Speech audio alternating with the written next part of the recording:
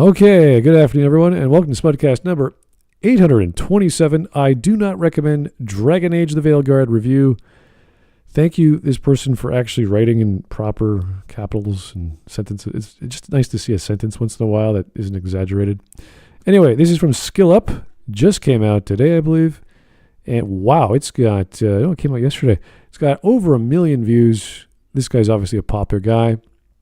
And it's more than his subs. He's got over 1 million subs. He's got 1.2 million views on this video. And it's number 6 on trending. So I guess,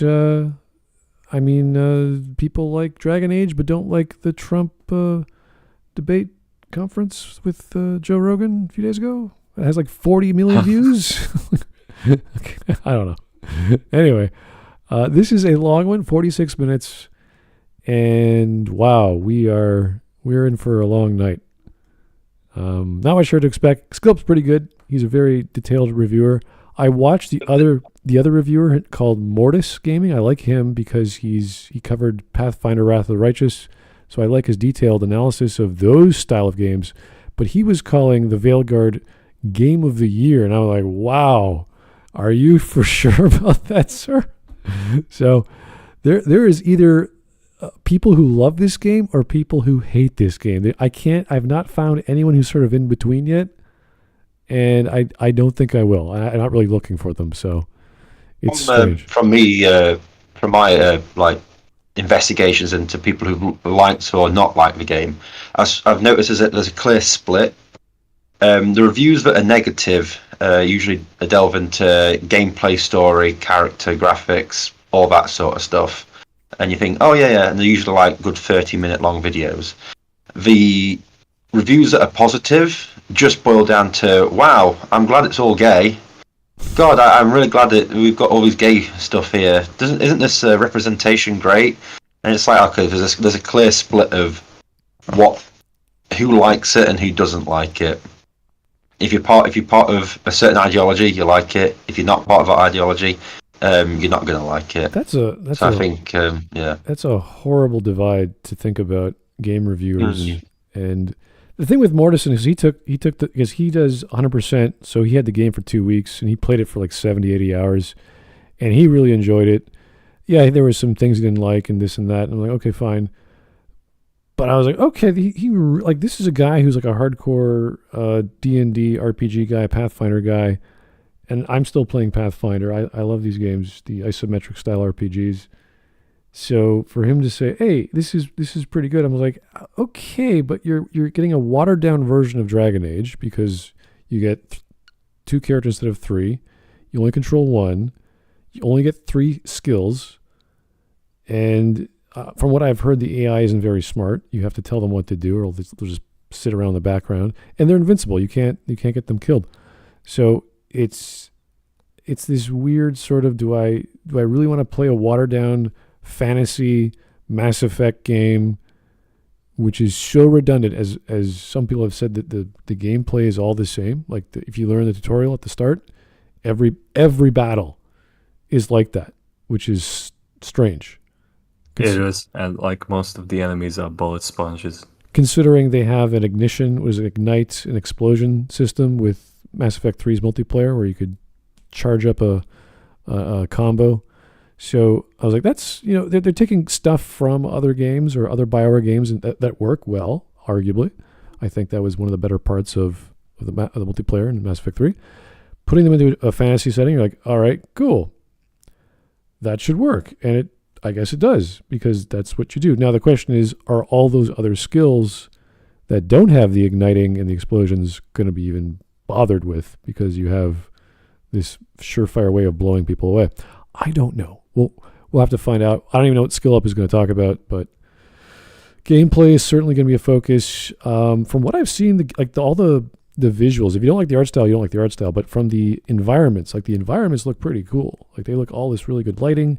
Even from Inquisition, the water effects with the Frostbite engine on some of the levels looked very well done. So I think the visual style, whether you like it or not, is subjective, but the actual level design, the trees, the weather effects, the particle effects, lighting effects, those are probably going to be good. So if you guys want a modern fantasy game that looks good, maybe not Witcher 3 good, but still pretty good, you're going to get some value for your money. The rest, I don't know. The rest of the gameplay, I don't know. It looks redundant. The storytelling, I could not tell you. No idea what's going on. But Skill Up will fill in the blanks. I'm sure he's pretty detailed, I think. For 40 minutes, he should be good. This game was not 10 years in the making, though. That is going to be obvious, I think. Yeah, I think I could say that too. He makes a mention of that he thinks that like they had like an entirely different kind of game in the making, and they switched it up in the middle of development. That sounds sad. That sounds depressing. He's even gonna like name drop like the game that he thinks it got inspired by. Interesting. For the most part. Well, Bioware came out and said that they had to restart from scratch in 2021 after EA didn't want the always like the online game. So it's like, okay, so they restarted from scratch in 2021. That's 3 years. It definitely feels like a 3-year game. Well, it's also the fact that they didn't get in contact with Morrigan's voice actress until late 2022 to even record lines. Interesting. So you're like, so what is this actual development cycle? So I honestly don't think they had more than 18 to 24 months on this game. So... All right. Okay, let's see what he has to say. I'm curious. Again, my interest level of Dragon Age, the Veilguard, is very small to non-existent. From what I've seen of weirdo, like, I don't even pay attention on Twitter, but I clicked on the Dragon because it was trending, and I was like, ooh, bunch of fan art, bunch of fanfic, a lot of weird, raunchy stuff. I'm like, this is not what you want out of Dragon Age, guys. But okay, whatever. Let's see what he's got to say. This video is brought to you by Brilliant. Or just learn more about things like science, math, engineering, computer science, and so much more thanks to Brilliant's accessible and interactive courses. Try everything Brilliant has to offer. I want to begin this review the same way I did my Final Fantasy 16 review, which is to say that reviews are opinions. This is my opinion and my opinion only. Yeah. I expect that there He will was be definitely a broad forced to range of say this opinions part. on Dragon Age the Veilguard, and I encourage you to seek them out. I do not have a monopoly on truth, as I've said many times before. Kill me, I'm just a BioWare. nerd with Please, a I YouTube have children. account. My opinion is no more or less valuable. I need than those. anybody else's. Let my wife go. Alright, so Dragon Age the Veilguard is a colossal disappointment. I really can't put it any other way. I spent 50 hours playing this, and it was time. See, that looks I good. desperately wish that light I could effects. get back. I started having my doubts at around the 10-hour mark. I was thoroughly checked out at the 20-hour mark, and the remaining 30 hours were just excruciating. Okay, that was like Bilbo Baggins or something. What is this? Is that the... Oh yeah, talking about great, land,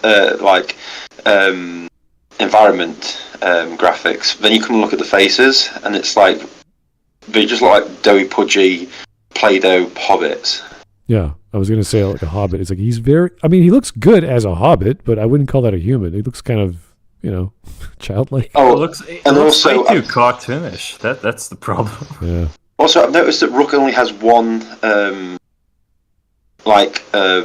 animations movement, which is putting both hands on his hip, or their hips. You know, like how Shepard used to cross his arms all the time? The standard stock BioWare animation. Yeah. Animation. Yeah, like you'll see it repeatedly throughout the review and in other people's reviews, where like the Rook just puts hands on hip, and you're like, is that it? And he's trying to like say different things, and just looks like a really creepy children's TV presenter trying to tell kids stuff, and you're like, what the fuck? I don't even know his background stories. I know that we saw the intro video where he's this dude in a bar and he's like punching everyone. Yeah, that's it. And I'm like, that's it. That's cool. He's a cool brawler kind of dude. And you're like, that could work. And he could be any size now. He could be any species. He could have horns on his head. He could do all kinds of magic now. Okay, a brawler magic guy person from the Cune. Like, why not? Let's do that.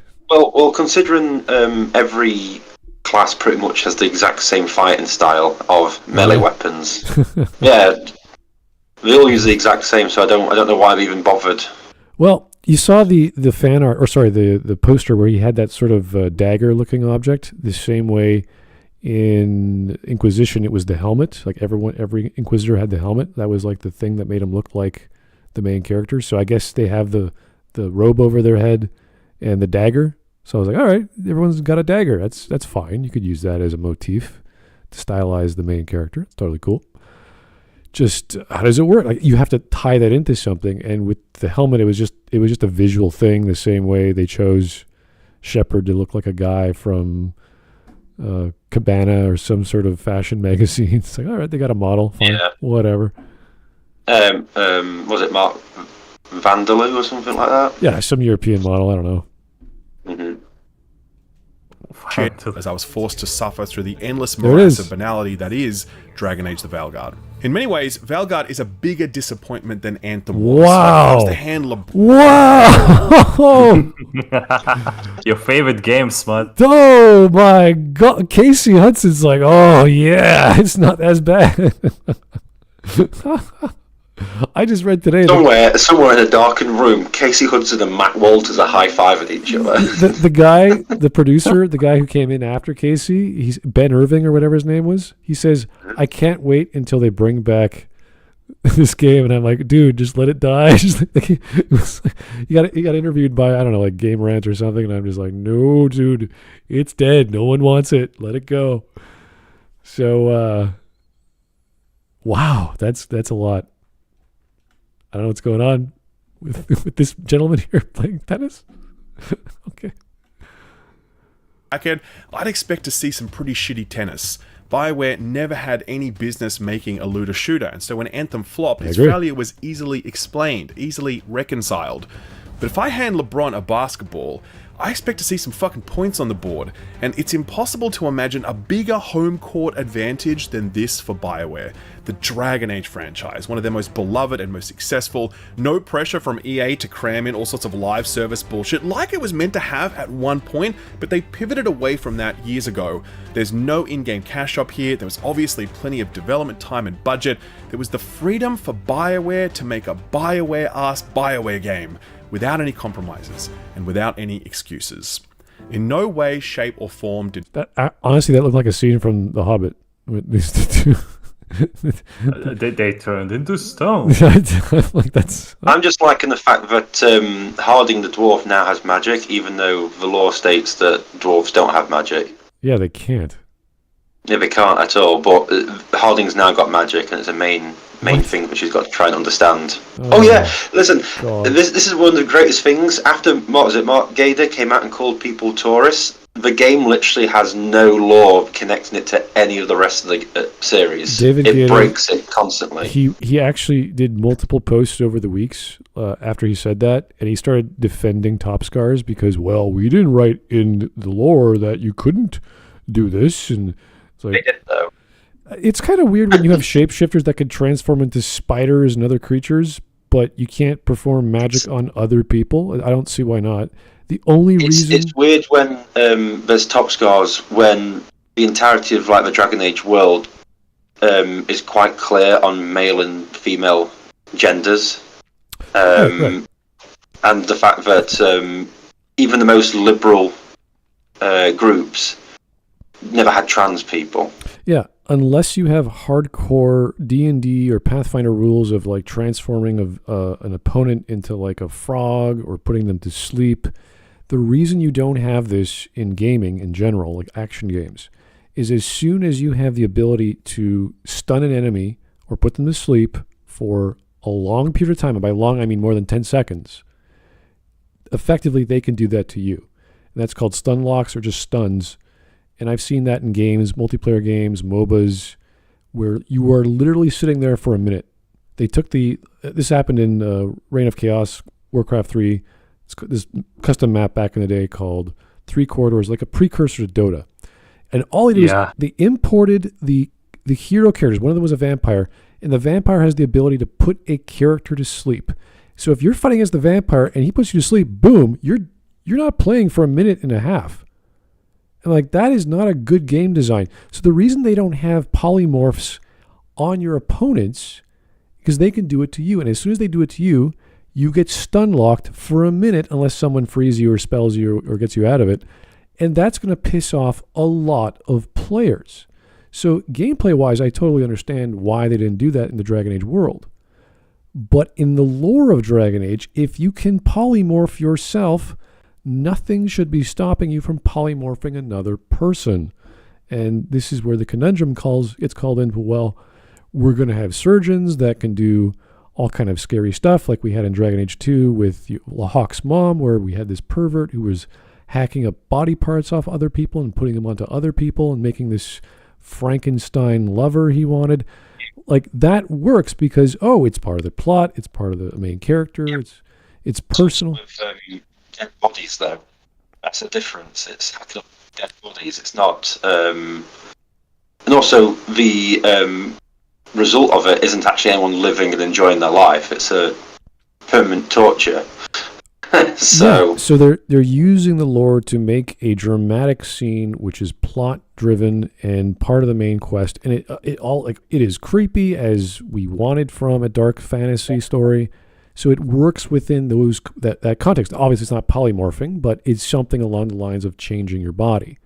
So yes, make the dark blood magic stuff be creepy, but like, can you imagine having an entire industry of polymorphing mages, just setting up shop, say, hey, I want bigger boobs, I want longer legs, I want prettier skin. It's like, no problem. Get me these components, I'll make it for you like you would in any fantasy story. And that would be it. And obviously you have to limit it so it wouldn't be crazy. And you'd have to have like some sort of fade magic. So there's like, the really spooky stuff, and some demons could come in and change stuff around. So like, that would be a great quest line. Why don't we have polymorphing on other people? And then just do that. And then you could have your top scars. Then you could have like, whoa, I got a screwed up demon spell. I'm cursed. I'm not a woman. I feel gross. Then you can go ahead and tell the story, because that's why you have fantasy. You don't have top scars because it's current year and we have some brainwashed women who think they're men, and they feel that they got to do that to their bodies. And now it's in a medieval fantasy European lore rich world where we have to change things. Like, it's so stupid when you talk about writing fantasy and doing stuff. Anyway, I'm done ranting. One thing to add to that is the idea that someone did surgery with what tools the Dragon Age series has, that they went under the knife to just get the boobs removed, is insane. Oh, hang on. It is weird. Yeah, because like the surgeries in the Dragon Age world aren't like safe. It's like the like medieval stuff. People die all the time, so they can just do that. So it's really weird. Yeah, it's there's so much wasted potential. Like, you have this amazingly lore-rich world. You have all this stuff. If you're not going to do the world states, work with other. Like, they brought a griffin back. Fantastic. What are you going to do with that magical beast? He's just over there. He could fight with the Grey Warden character, and you're like, okay. What if he dies? I would not bring this very rare beast into battle, but okay, whatever. Same problem with Inquisition. Bring the guy who could only close the rifts in the battle. Put him in charge of everything. Okay, great. Anyway, for some reason, Vladimir, you're giving me a hell of a lot of money there, and you're completely off topic. But let me read your very expensive super chat there, Mr. Vladimir Dragunov. I shall deliver some disturbing info. When the bombs were dropped on Hiroshima and Nagasaki, victims were not vaporized, but instead they experienced total body dismemberment. To put it simply, it's a step below being vaporized, but a step above being turned to ash dust. Vladimir, I don't know where your head is right now, but that was very disturbing. Not to say that... What's he put? He just talked about bombing of Hiroshima and Nagasaki. Oh, yeah, that's usually... it's all right. Yeah. Now, okay, we haven't even started watching this video, so maybe the video will be more disturbing, and then I'll apologize and say, okay, Vladimir, you're right, this is not as bad. But, yeah, geez, okay. I'm okay. I'm just like, oh my god. Let's try and get going. Try to make this fun. I'm not having a good time. The moment and capitalize on the opportunity that was handed to them. Dragon Age the Veilguard apes the most superficial elements of a BioWare game, making no effort to modernize what is a now fairly dated formula while delivering absolutely none of the writing, characterization, and imagination that made its previous games so great. The writing is frankly terminal. It lacks any nuance or wit or wisdom. It cannot communicate ideas except to say them aloud to the camera. It manufactures petty, unbelievable tension because it doesn't know how to create anything more real, and it's too scared to ever be true. All right, he's just said quite a lot, and I have nothing against simple dialogue or simple narration. I think that's important to explain things clearly, and sometimes you need to hit people over the head with the exact thing you're trying to say. It becomes redundant when, let's say, you're watching a Tarantino film where it's so much dialogue and you get it, and then there's action and suspense and drama and comedy all through the dialogue as events unfold. With this, I expect, you're talking about a 60-hour game. You expect nuance, detail, choices, characters, conflicts. You expect lots of stuff. It can't just be surface level. You have to, because the nature of Dragon Age and Mass Effect have these choices. They have these quest lines you could do optionally. They have branching paths. So you need to have nuance. You need to have that dialogue. And if he's saying, no, it's just all surface level crap and whatever, you're like, oh, that's basically doing the same. Like, here's a fetch quest, go get some ring that your dead husband might have lost, and I really want it back, and then do that 20 more times. That's the level of storytelling, at least for questing, that you'll get. So, 60 hours of that, just waiting for the dialogue to get good. It sounds like that, yeah. Or dark, for fear that it might make the audience uncomfortable. Every interaction between the companions feels like HR is in the room, and every interaction led by the main character, Rook, sounds like he's addressing an under 12. Look how tiny he is. Is he playing as a dwarf? No, that's a human.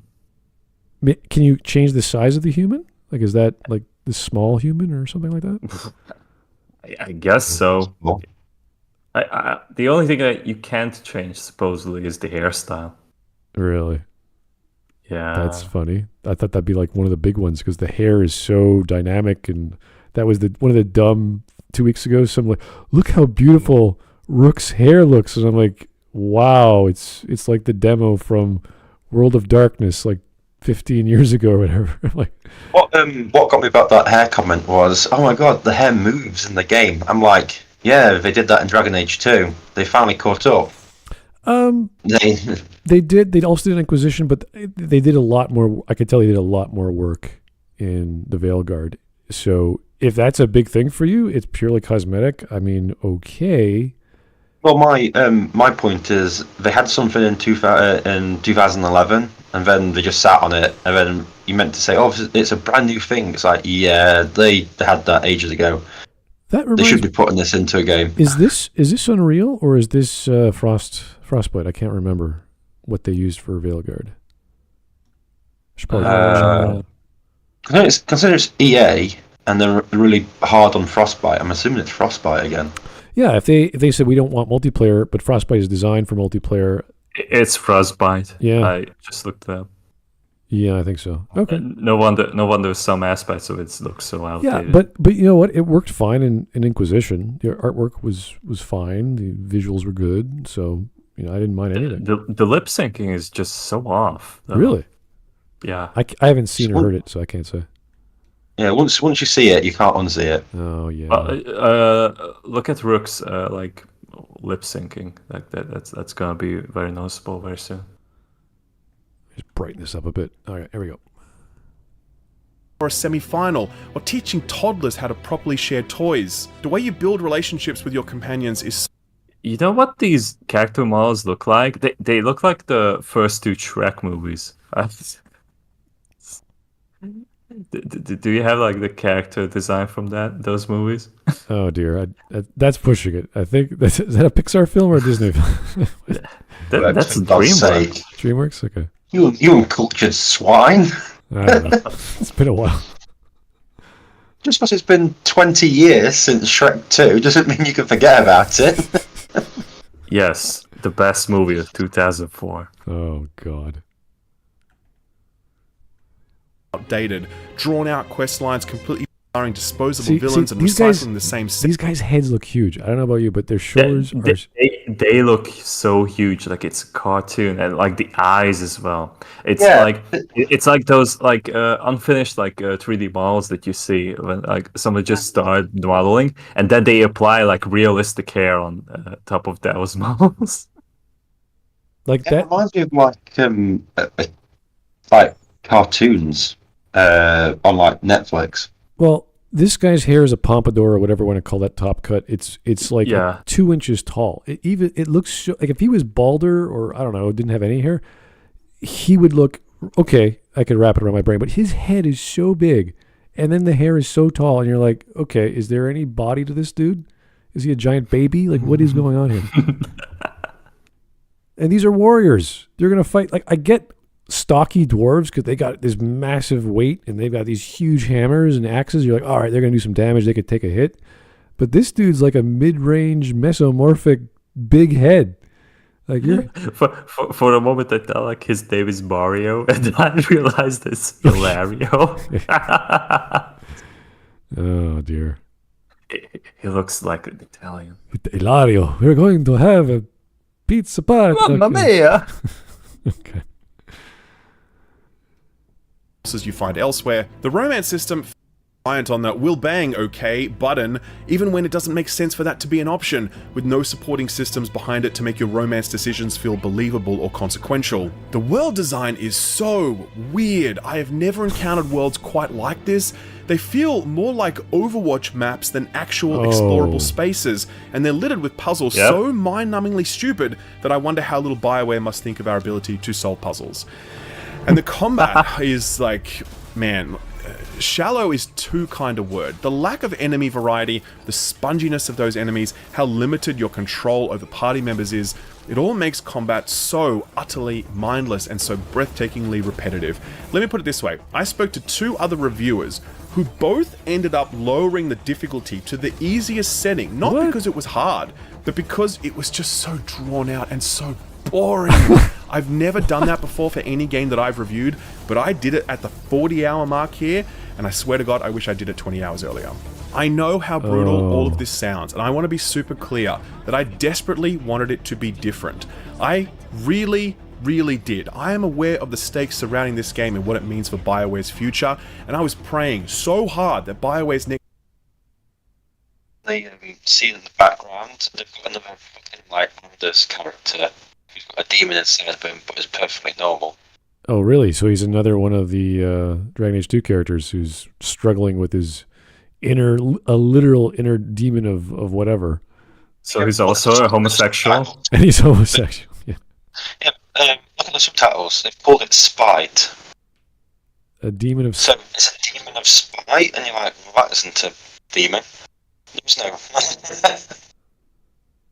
Okay, I mean, I'm all for fleshing out more demons and whatever in the world. That's great. Spite can work. Depends how it's done. Man, these guys' heads are huge. Like I just don't. It feels like remember playing Final Fantasy IX for the first time. You're like, wow, this art style is totally different. And it's like 7 and 8. 7 was like, okay, whatever, blocks, and then they go to the combat and they go to the cutscenes that gets progressively more attractive. Then 8 was like, okay, now we have more computing power, we got more memory. Let's make everyone look prettier and more attractive reasonably. And then 9 was like, we're just going to have fun. We want a fun game. Don't worry about looking like gelflings or whatever they're supposed to be. And it felt goofy, but then it's like, this is a fun game. Who cares what they look like? It's still a Final Fantasy game with the same setting and that sort of idea. So yeah, at the time it was weird, but you're like, yeah, it was still fun. It was still a good game.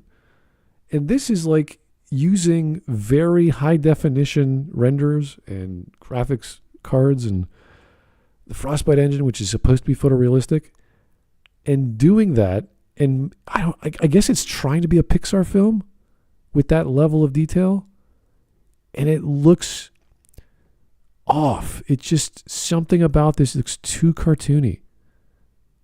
And that was the problem I had with the story of Inquisition, of Corypheus being a Saturday morning cartoon villain who always sucks. He always fails. And you always, except for that one time in Haven, he always loses. And it just became cartoonishly dumb.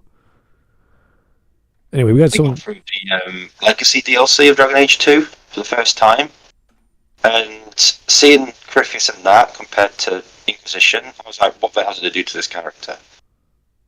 Like, this character was threatening and, like, scary and ominous and everything. And then in Inquisition, you're like, oh, this guy's just a fucking idiot. Like, okay, you beat him in everything. Like, even with Haven, you beat him. Yeah, you still win. One of my friends call him Corey the Crackhead because he's so obsessed with Red Lyrium and getting to the whatever his version of heaven is so he can do something. And then you end up giving it to him at the end. It's like, oh, you want to go there? Well, here you go. And you're like, wait, no. You just defeated him. Don't do that. And you gave it to him, and he just takes off. And you never. Fade. I'll give you the fade. Oh, thanks a lot, Inquisitor. Yeah, it was like if I really do this, I wouldn't even have started this war. Yeah, you defeated him, and you gave him everything he wanted. Like, why did you do that? And then we never hear him again. I guess neither does the Veilguard hear of him again, because why would they? Anyway, Sir Axelot, how you doing, sir? Oh, just lamenting the state of a once great franchise. Oh, geez. You're also, like Dragon Age is pretty bad. You, sir, are like if I cared about anything Bioware's done in the past. Oh, I'm talking about the New York Yankees. Oh, really? I thought they were doing well. What happened? Oh, they're losing 3-0 in the World Series. Oh my goodness. I was watching. Dragon Age sucks too. Okay, I was watching those two games. I saw Itani, what's his name? Itani get a steal a base and get injured. I was like, whoa. Yeah, that's not good. It's been a rough week. I mean, they're in the World Series, but also nobody on this panel cares about baseball. I'm not going to. I like baseball. Wouldn't your local team be my team's rival though? Aren't you Canadian? Blue Jays, we were hot in the 90s. Let's just say that. That's true. The very early 90s. That is very true. When I was like a year or two old. My formative years were the Yankees' dominant years, so that helped. I would have been a fan either way because my parents were, but anyway. Yep. It's been I don't want to think about, instead of thinking about the misery that is the Yankees franchise, I'm going to think about the misery that is the Dragon Age franchise. See, this is where we differ. I stopped caring about BioWare years and years ago. That's fair. And I'm no longer excited. No, I'm not really here for, because I was hopeful for Veilguard. I'm here because I'm watching a train wreck in progress. Oh, I thought this was like a funeral, and you just want to, be friendly and offer condolences to everyone. Okay, that's through the funeral. This has been since I've started seeing the stuff that comes out about this game, even as far back as the first. I knew it was doomed as soon as they went through multiple title changes, but once I saw the first game footage, I was here for that panel, right when we talked about the first teaser and how terrible it looked. And now I knew. Well, I will say the latest trailer was excellent, and they did a very good job getting the exciting parts in the trailer, and all the orchestra hits were working. And if they just had that, and none of the preliminary crap that they did with all the interviews and the pre-show crap with like talking to IGN and the dumb who would you romance, blah blah blah, and they had Ali, the voice of Harding, Liara, she was there, and they were talking about stuff, and one of them didn't even know who one of the characters from Dragon Age 1 was. And you're like, that's fine. Yeah, it was one of the she used to be a voice actress for actually the first game, and then she became the creative set designer or some sort of visual designer for the cutscenes. She was the lead, and she was called in with the two other people who were the core designers. That's a weird connection. Yeah, you see her resume, and she's an actress, and I'm like, oh, all right. And then all of a sudden she's directing the cutscenes. I'm like, that's pretty important, because we had a very important director in Mass Effect 2 who they hired specifically, and that's why the quality of cutscenes and QuickTime events were very high, and people loved that. So I was like, all right, this person must know what she's doing, but then she had no idea who Zevran was, and I'm like, ooh, you were in that game, honey. You don't know who Zevran was. Speak. Just put your hands on your head. I could not hear a word you just said, Hawke. Are you okay? Please, whenever just put your hands on your hips. Did anyone get that? Hawke, No. are you coming to us live from the moon right now? Oh, really? This is Yeah, put it closer to your mouth. Oh dear. it's in my mouth. There we go. Now it is. Perfect. Did you just, in between moving the mic closer to your mouth, did you also inhale a bunch of helium or get kicked in the genitals? That's how I usually talk when it's clear. All right. We can hear you now. Anyway, I don't want to hold up too much. Let's keep going. Would be a fucking banger, and that the future of the studio would be secure, and that we'd all be looking forward to Oh, a I Mass just Effect realized I'm game. not on the launch But I cannot studio. say any of those things, because the honest truth is that barring a few exceedingly rare moments, there wasn't a single aspect of Dragon Age the Veilguard that I actually enjoyed, and there are very few games that I play that I can say that of. Wow. Oh, you can change your I know haircut. you're hurt, Okay. Nev, but the rest of us need to do something. Ooh. This looks good, see? Like some most reason I'm BioWare getting no games, audio Dragon Age the right Veilguard begins here in character creation. It is flexible in the sense that it has plenty of options and sliders, but it's all limited by one central constraint, and that's the game's very stylized aesthetic. Characters do not look like real people. They look like Pixar or DreamWorks characters. You think I'm exaggerating? This is Prince Charming from Shrek. Are you going to tell me this man wouldn't slot right into the Veil? Why does Emmerich look like a slightly up-textured version of Andrew Ryan? Ah, good call. Yeah. Look at him. I am Andrew Ryan, and I have... No. He looks more like Mr. House. Oh, yeah. I mean, they both look like Howard Hughes. That's true. They're modeled after him, so... He looks like my Emmerich ex-wife. also- though. Is this Emmerich also modeled after Howard Hughes? Hmm. Kind of looks like it. Is he going to hit me? Is he going to hand me that staff and say a man chooses, a slave obeys? See, I'd play the game just for that, just to be that scene. Yeah, if he did that, I would play the game. If it was a golf club, I'd be like, yes, you can give it to me. Although There needs to be a mod. I have Xbox Game Pass for like the next 3 years, so maybe when Veilguard comes to EA Play in a year or so, or whenever it comes to EA Play, I'll be the sacrificial lamb, and we'll go through the dumpster fire together. Yeah. Isn't it part of a pass already? Because I believe so. Like it's sold like that. I didn't see anything saying it would show up as part of the pass, and it didn't show up like it's not on the list of, upcoming games coming to Game Pass I see. when I look. And it's supposed to come out at the end of the month, right? Like on Friday. Oh, Yeah. Wow. Or Not too it's the far away. 31st, right? All right. Yeah, it is. Yeah, it is. Thursday. The only thing on the list upcoming is that I cared about was Stalker 2, which I think comes out today, now that I think about it. Yeah, that's a game to check out for sure. No, it's not on the list yet. Blop 6 is on the list. Oh, Stalker 2 comes out next month.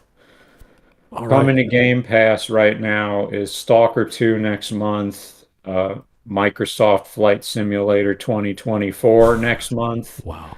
and Indiana Jones and the Great Circle on I've the heard- December 8th. I've heard good things about that, thankfully.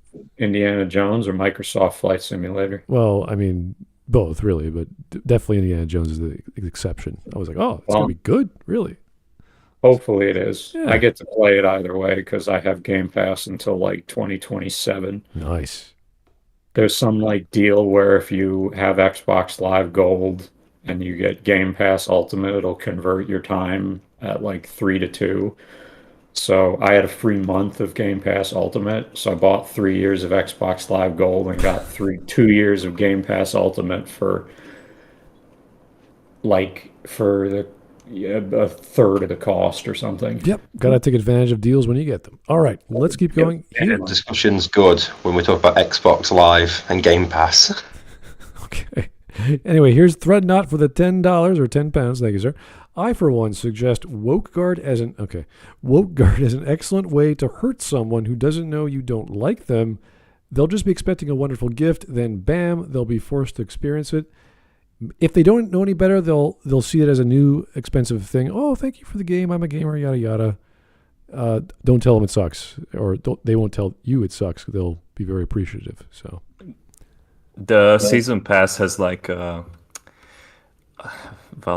awful backside because you can only play that Dragon Age the Veilguard until you finish it 100%. You can't play anything else. Oh my god! Until you finish it. Can you imagine? Your entire Xbox is bricked unless you only play and pass this one game. It's like a curse. It's kind of hacking thing, like a ransomware or something like that. It's a virus. It takes over your OS. You know what's really throwing me off is the longer we sit on this pause screen and the longer I look at it, the more not only does this guy look like Andrew Ryan, the whole screenshot looks like it comes out of BioShock or like Dishonored or something. Like they've gone with a full like Victorian aesthetic for what has been a medieval fantasy series up until now. I am. It doesn't really dress like medieval, yeah. Well, I'm curious about Tevinter because that was hyped up every game about what it is, and even with Inquisition with Dorian and his background, you're like, okay, this is going to be this amazing place. And we saw the playthroughs and the but first it's going to be minutes. nothing like anything we've actually heard before. They'll just retcon everything like they did with the Qunari. It looked like Cyberpunk with the neon lights and all the smoke, and you're like, oh my god, what is this place? So I always imagined it to be like an empire of faggotry. Like every single alley, like you can't get raped or something. It's all because like every character that came out from there was bisexual or something. Except for Dorian's father, because we needed to have our very special episode of Dragon Age. Yeah. The thing that gets me with the Minrathous stuff is the Tevinter Imperium is quite clearly based on a mixture of like the Roman Empire and the British Empire, and yet in Veilguard it's like everyone's American and all this sort of stuff. You're like, right, okay, so something you set up, again, you've just retconned. Yeah, I mean, if anything, they should sound German, frankly. They should have based it off, like, because Tevinter was clear, like you said, it's clearly a large part of the inspiration is Rome. But I think another healthy portion of it is the Holy Roman Empire. Right. Because, I mean, if anything, Ferelden is supposed to be England. It's supposed to be low medieval England. Yeah, well, when I mention the British Empire, it's the people who come out, the way they speak in Tevinter, especially with Daenerys and other stuff, is the upper class accent. That's true. Like so that's what it's meant to. It's meant to give off this air of superiority, whereas like obviously Ferelden speaks with like the more rougher common tongue of like Britain. But then, like I say, once it gets to Veilguard, everywhere's just 2020's California. So yeah, there's just no effort to make anybody sound authentic in any way. Well, they did some job in Inquisition with the French, if you want to call them that, and that was the Orleans. They at least made the effort with the over the top voices. Even in Dragon Age 2, they did that with some of the Orlesian or the French sounding accents. So I was like, that's they put the effort in to do it. It's good. Free cities, I think, are supposed to be the inspiration is supposed to be like Venice and Milan, it's meant to be based on the German states before the unification, like Saxony and Hamburg and Hanover and stuff. I suppose that's part of it too. Yeah. Man, I gotta keep watching those masterpiece theaters to see what the hell I'm missing these days. Gotta spend more time with my parents. But that's the thing. That's something that I've noticed with a lot of the reviews and everything like that. Origins and 2 made an effort to show that this world has got so many different cultures, and they're all just trying to survive with each other like a real world. Yeah. And then starting with Inquisition, everyone just started believing the same thing, thinking the same thing, having the same customs and beliefs. And Veilguard's now just finished it off with everyone's just the same. Yeah, I think Dragon Age has been the second biggest ideas for fantasy lore and of any other series I've played. And it's always been that way, at least in the first game. Second game, obviously a little more limited. Third game, they branched out with Orlais. And this is the Vintner. So it's like, great, you have your own motif, you have your own culture, and then of course the Qun are transformed again. Every game, the Qun are different. It's amazing. Like they keep transforming them. I had no idea the Qun were so adaptive to times. It's just the Qunari are the same in the first 2 games. It's just the fact that Inquisition and now Inquisition retconned them, and now Veilguard have retconned the retcon, and you're like, well, what is it? Well, I know the first game, the first iteration of the first game, they could not do horns for whatever reason. Yeah. That's why Sten didn't have horns until you get the remake. Yeah. Anyway, 5 minutes and a half. It's Veilguard aesthetic. Man, you could drop him in right now as a companion character, and no one would bat an eyelid. It's obviously a choice that BioWare made. You don't accidentally end up with characters that look like this. On one hand, I respect it because they really swung for something different here. Absolutely. On the other hand, those are 2 Grey Wardens, supposedly. No way. Those are Wardens? Those Grey Wardens, yeah. Like the entire character design on the elf just looked like something that's out of this franchise. 14-year-old young man who's just left the village. I don't know. Yeah. Well, the lower class dwarf does at least she sort of matches the old style, but that elf looks terrible. And I'm sorry, Scout Harding looks terrible in this game. She looks younger than I remember her in Inquisition. Inquisition, she looked like a almost middle-aged 30-year-old kind of woman. Yeah. And this game is 10 years later? Yeah, 10 years later, yeah. Well, I still can't believe, it still really threw me off that, why does Varric have a beard? Well, brown hair. It also threw me off about the fact that Varric is 51 years old in this game. How old was he in the old one? Well, he's born in 9-1 Dragon, so in Dragon Age 2 he's 30 when you were introduced to him, and then by Dragon Age Inquisition he's 40. And now he's 50, and somehow his hair turned brown in the last 10 years. He's doing the whole fashion thing. He's got looks to take care of, so And he grew a beard after not having a beard for 2 games. After saying he can't grow a beard. Yeah, well. You said that? I gotta find the quote then. Okay, let me write that down. So there's a thing in Dragon Age 2 when he's talking to Fenris about the fact that Fenris seems broody for an elf, and Varric seems beardless for a dwarf. And it's like, oh, we're not all the same. Cool. All right. I dislike how these characters look. I massive downgrade versus what this series has previously offered. They look like they're from Fortnite. Yeah, that's what. Yeah. And the thing is, this is what. So we've established is the Frostbite engine, right? Yeah. Yeah. I'm going to stake my claim on this. The Frostbite engine is not good for games that repeatedly show character models up close. It doesn't work. It's okay as an engine for Madden.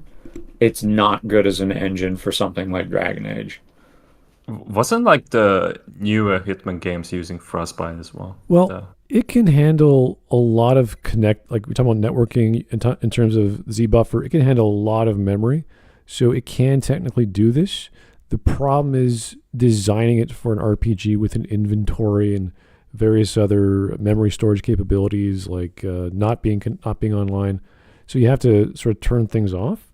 So it has that capability, but you have to know how to code that. And they sort of got it fine in Inquisition, if that was the case. So it can do these things. And the problem was those people were gone since Andromeda, because they got totally screwed with Andromeda, and they got totally screwed with Anthem using Frostbite. So yeah, it's just getting new talent, not knowing how to use the engine properly. That's it. So they had the tech, they had the people, and then they left. So they have to redo everything. Like, this is the new Morrigan, for example. If you Oh, are you kidding me? This is Morrigan now? You know how you Yes. said this, you said Jesus Christ. it was like BioShock? Like this, the haircut reminds me of like a 20s, 30s haircut a woman might have in BioShock. What happened to her tits? I was about to say the same thing. Like, not that this is like something I typically where's all the linger on, fat? but what the heck she? It's like she had a reduction surgery. That's why she had to get away. Usually when you get pregnant and you get older, you get a lot more fat on you. And maybe she polymorphed that away. I don't know. Who knows? I think as well, like, This is with Morrigan Fortnite's being revenge. yeah, with Morrigan being here as well, it makes the whole thing of we've got no choices from Origins or Dragon Age 2 really suspicious, because it's like Morrigan's really connected to Origins. This is probably what they're going to do with Liara in the next Mass Effect game. They'll just have her. She'll be there. And you'll be like, hey, Liara, you know all about what happened with the war. And it was like, yeah, but I'm doing other things to save the world. Like, oh, okay, bye. Yeah, so she's got her crown from her mom for some reason, even though she has nothing to do with her mom anymore. Weird. never played Dragon Age before, than this. Isabella. Yes, I saw someone. Was that Isabella? I saw a picture. I was like, that can't be Isabella. She looks totally different. What's that? Dancer. Well, We have a picture of her. Is she in this video, or did I miss something here? oh no, it was in the Discord. Someone was posting a bunch of, because a lot of stuff has been revealed the past few days, and I didn't pay attention, but these guys just posted on Discord, and there's like a picture of Isabella before and after from, was it 3 or 2? They showed a picture. I can't remember. And she looked voluptuous and healthy and all, the pirate queen she is. And then whatever that one, she looked like she was part of some tribe. And again, a breast reduction and hands on her hips and whatever. You're like, okay, whatever. Oh my goodness. I just saw the picture. What on earth? This I swear there really is like some deliberate movement to make everyone ugly. And I don't understand it. Oh boy, this is, if I'm going to be doing any kind of analysis of this game, I don't even know where to start. Like visually, storytelling, audio, voice acting, I don't know. I didn't want to, but people nag me, I might do it. I can't see myself doing a plot analysis. I just don't really want to go through this game. But I could do the visuals. I could do the. What plot? I'm sure there is. I'm sure there's got to be something making sense as you go about doing stuff. It's all linear, I heard. So if it's all linear, it should be fairly straightforward. So you don't need to analyze that too much. But you never know. Maybe another few months I'll get bored and people will nag me and I'll give in. I don't know. I'm just today and this month and next month, probably this year, I just don't have any interest. Anyway, we're at 6 minutes. Wow, we are taking a long time. To you, but if you have played it, then this rendition is gonna look pretty weird. There are other returning characters making cameos in this game, stuff BioWare has asked us not to spoil, so I can't show it to you, but putting the new models side by side with the old models, it's pretty crazy to see how much worse they look here.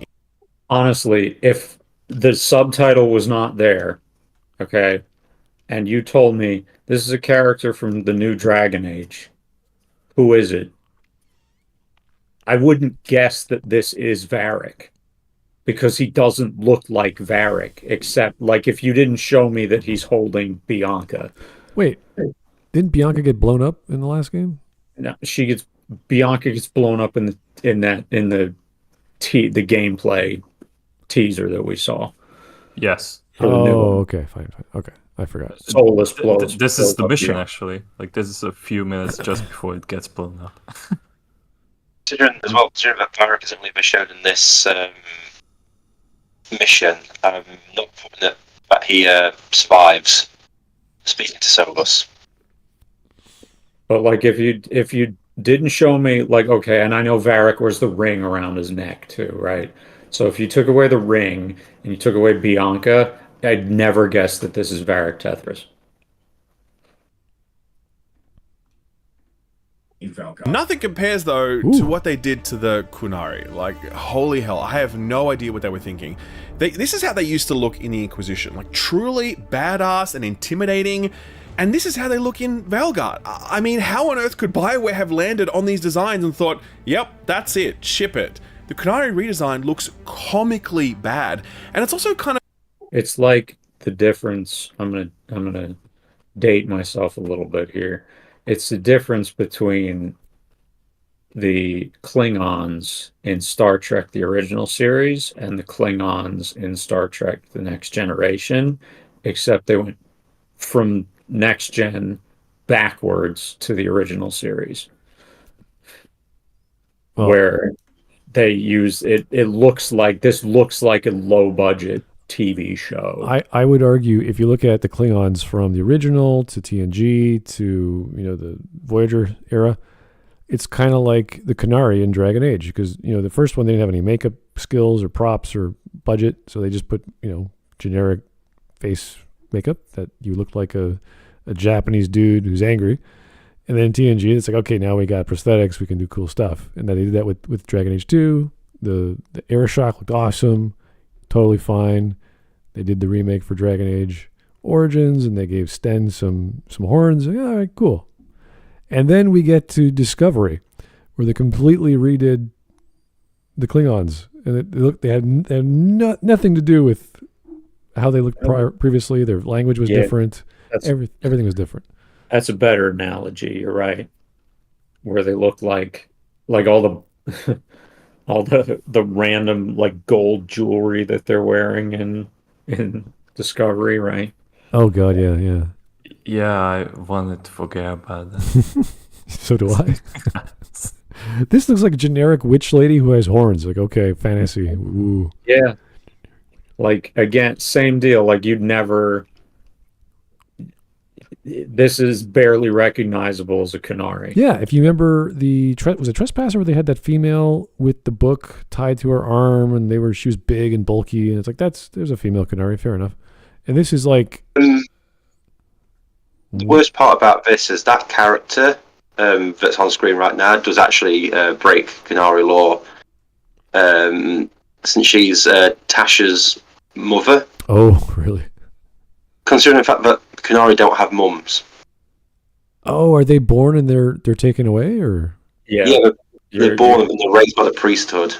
And that's an Inquisition even. That's post-retcon. Although I think there's some suggestion that Tash is a Tal-Vashoth. So yeah, I was going to ask that. Yeah, that might make things a little different.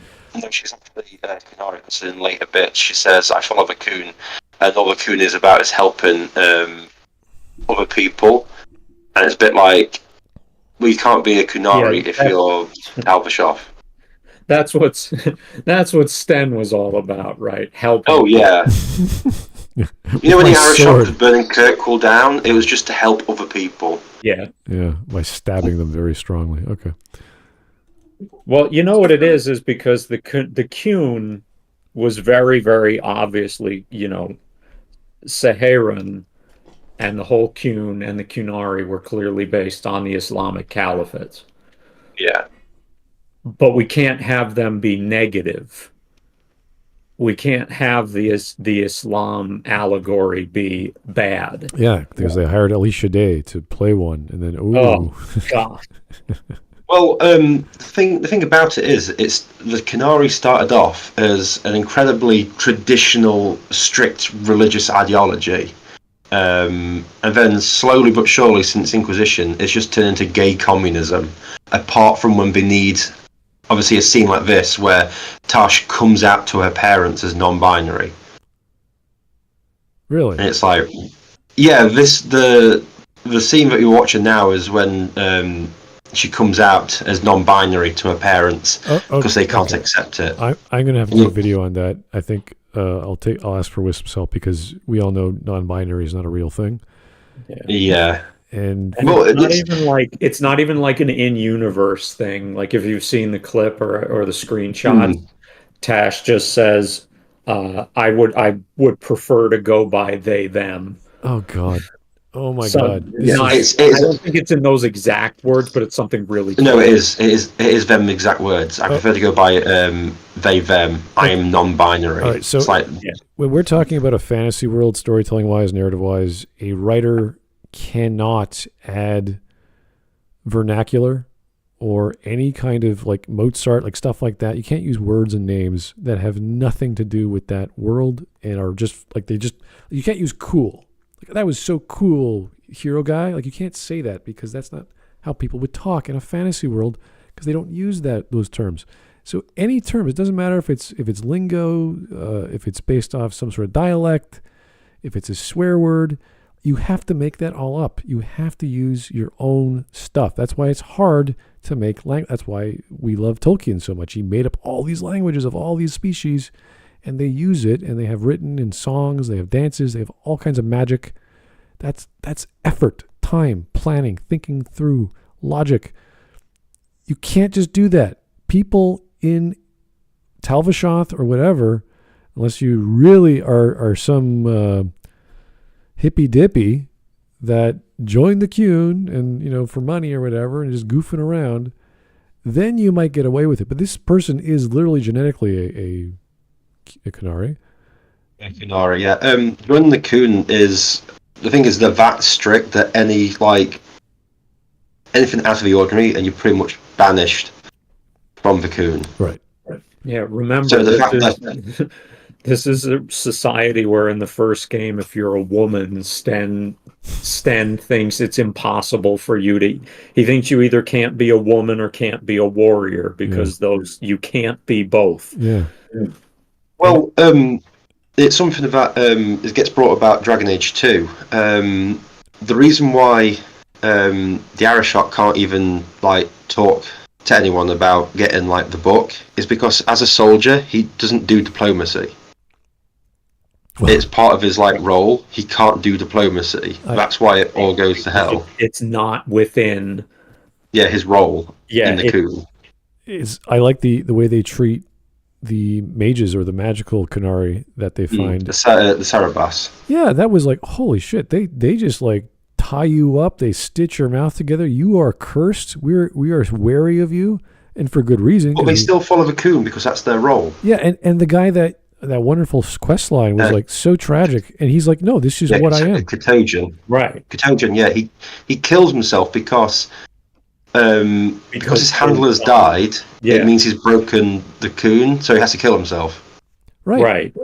Because that's what they do. That's what mages do in the Qun. That is so brutal and so good of a story because you're saying, wow, the Qun guys do not screw around. Even the guys who've been victimized, they are taught to, no, you are going to be beneath us. You're a third party, whatever, citizen style person. And he agrees with that. He's yep, you're right. I am a demon. I am a creature. I'm a horrible person. He agrees with it because him being like that allows the Qun to continue. He had a role. Which is the whole point of it. Yeah, that's his role. Everyone has their function, and if you don't serve your function, you are no longer part of the Qun. Yeah. It's, and another thing, it's with the designs of the Canary in Dragon Age 2, the reason why they don't have any armor is because they're not blacksmiths. So they can't rebuild anything. That's how strict it is. You've got to be this particular skill, or else you can't be anything else. So Tash coming out saying, "Oh, I'm non-binary." Normal Canary would be like, "The hell you are! Get the hell out of here!"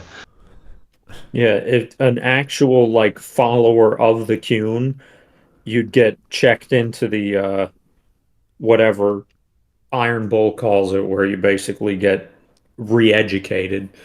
Yeah, by the Ben Hasselhoff. Yeah, she'd be tortured back into compliance is what would actually happen. Well, you get tortured so much that you become a mindless drone who's lost all individuality and everything. Okay, well, I think we've rambled on a bit too much about that. That's fine. Let's keep going. Now, instead of looking like a truly distinct race with a different facial structure, the Qunari now just look like humans with horns. It really sucks. These character designs are distracting, and they weaken the game's ability to deliver emotional moments. See that lady on the right? She could be pretty, but again, head is huge. It just looks cartoony. Yeah, she looks like it's an attractive actress whose face they modeled her after and then deliberately made her uglier like they did to female Rider in Andromeda. Oh, right, yeah. Oh, that's weird. I didn't even think about that. Characters need to look realistic for you to have a strong connection to them. There are millions of games that disprove that point. But this Uncanny Valley thing, this half-human, half-cartoon thing, it catches on the eye the same way an off note catches on the ear. It's hard not to be distracted by just how odd everyone looks. And in the more tense, emotional scenes, sure, catches on the eye the same way an off note catches on the ear. Look at this. I want to draw attention to this. You'd have to kill me. Look at that center dialogue option. Is that a purple Hawke moment? What is that? Oof. If you select that dialogue option, does your rook go, wow, that's a yikes for me, chief? You mentioned the sarcastic dialogue. It is actually sarcastic dialogue. And it fucking angers me. But you go from the wit of Hawke to oof. Yeah. Oof. And I mean, sarcastic Hawke was hit or miss. There were some there were some options where that really fell flat, but I don't remember anything on this level. It was, for the most part, it was actually I found Purple Hawke one of the most tolerable parts of the game because it at least tried to make you laugh. And some of those jokes just kept going, and you're like, oh my God, dude. Yeah. I like money. It made the character act like he would do in that situation. Some of the worst lines were considered like bad lines in universe, like where you'd make a joke that was a really terrible joke and everyone in universe would, or you'd make a joke about an inappropriate time. The joke with the Viscount's son. Yeah. Where it goes, can this day get any worse? And Hawke responds, well, it's pretty late, so... Right, and everyone's like, Hawke, what is wrong with you? Well, then you had the two pirate friends with you that they would just like, they just run with it. They just keep going. And Meryl's like, oh, what does that mean? And you're like, Meryl. She's completely oblivious to the joke. So there's great combinations of options. They really spent the time to provide your party interactions and your choices you made, as well as we keep bringing up in the later acts that because you made those choices, then they say, okay, this is the personality of Hawke. This is how he's going to react to this scenario. You don't have to choose anything. So they made the effort at least to follow what you did. And if they do that in this game, I'd be impressed. But I don't see this as a red, purple, blue sort of option. I just see it as here are three options. So more like the Inquisition style of dialogue, where the Inquisitor was just a blank slate throughout the entire game. And the icons told you what the tone was, and you're like, it's silly, but it works if you don't care about that. Because the system in 2, for as silly as the game was, that was that's what kept you going. The jokes. Oh, yeah. Whenever he was serious or angry, it was like, whoa, Jesus, calm down, buddy. Oh yeah. When sarcastic Hawke became serious, you knew the situation was important. I mean, the dialogue in the when he's trying to find his mother just hits differently. Like if you play it as like aggressive or diplomatic, it's average. But when you're with sarcastic Hawke, he's like laser focused on his mum, and it's like, man, the jokes are just dried up here. This guy's serious about what's happening. Yeah, and that was the problem even with some of the Mass Effect stuff, Mass Effect 1 stuff, with Shepard being way too diplomatic, and the Renegade stuff was actually okay, but also very violent. Like just, whoa, you just went off, you just go straight to shooting. Like it was just, I don't give a shit, let's go. And they cleaned that up in 2 just because of the interrupts. But yeah, like that was this is the thing that BioWare does. It's either you love it. There was that wonderful meme of if the dialogue in hell, the dialogue will be written by BioWare. In heaven, the dialogue will be written by BioWare. Like it's always very good or very bad. And it depends on the game and the scenario. And some people love it and some people hate it. So yeah, although I think in large part the people responsible for the great BioWare dialogue are gone now. You know what? Gator has been defending this game before release for weeks. And I don't get it. Like he's not even involved with this game. He didn't write anything, and he went to start his own studio or whatever. He joined a studio who make a voice acting mythos game, not voice acting, singing as a song game. Which if you like music and video games, I guess you might enjoy that. I don't know what he's doing next after that. Maybe a sequel, but he was defending the crap out of the top surgery. Out of the magic of not being whatever happens, the character creator, like just the stupidest things. Why would you go to bat with these guys? You're no longer part of the company. The company people are gone that you know. You're not getting paid for anything. You didn't get an advance copy. They're like, David Gator, hey, our gay writer friend from 15 years ago, no one remembers. Here's a copy. Like, no one's going to care. So. It's also due to the fact that there's probably some contracts been signed somewhere along the line. And you've got to sort of like defend this game no matter how bad it is. I wish I can crank up the voice for you there, Hawke, but did not. It's as high as I can put it. Oh, fucking hell, fine. Cannot hear you. Anyway. Let me just sort something out. Hold on. There you are. Well, you're a little bit better. Okay, we're going to keep going. We're at 7 minutes. It's hard not to be distracted by just how odd everyone looks, and in the more tense emotional scenes, I found that their fake plastic faces made it harder for me to buy into whatever emotional distress they were selling. This is further compounded by BioWare's approach to facial animations, which is extremely outdated in 2024, especially for a game where you spend so much time looking at characters' faces. Like, take this example when my character is angrily trying to convince the Grey Wardens to act. We don't have time to play Who's the Greyest Warden. What the hell is this? Let me rewind this. And so much time looking at characters' faces. Like, take this example when my character is angrily trying to convince the Grey Wardens to act. We don't have time to play. This is lip sync? His face is like stoic. And he's angry. Warden, you need to shut up and listen. The threat. That's not even lip synced properly. This looks ridiculous. But Smud, the Blood Dragon armor is back. Oh, do you remember the Blood Dragon armor? Is that? Do you remember that? I can't even tell. Is that? I thought that's just the normal Warden armor. It looks like the Blood Dragon armor to me. Really? Maybe it's not. Maybe it's the Warden armor, and they brought back getting blood spattered when you get into combat. Oh. It's the Blood Dragon. What? Oh my god, I can't believe I've redone it. Hang on. I think part of your soul doesn't want to talk about this. It's telling you to go to stop. But the lip syncing looks like an 80s Italian, like a spaghetti western. when they bring in the Italian voice acting and they can't, obviously they can't match the phonetics with another language. Yeah.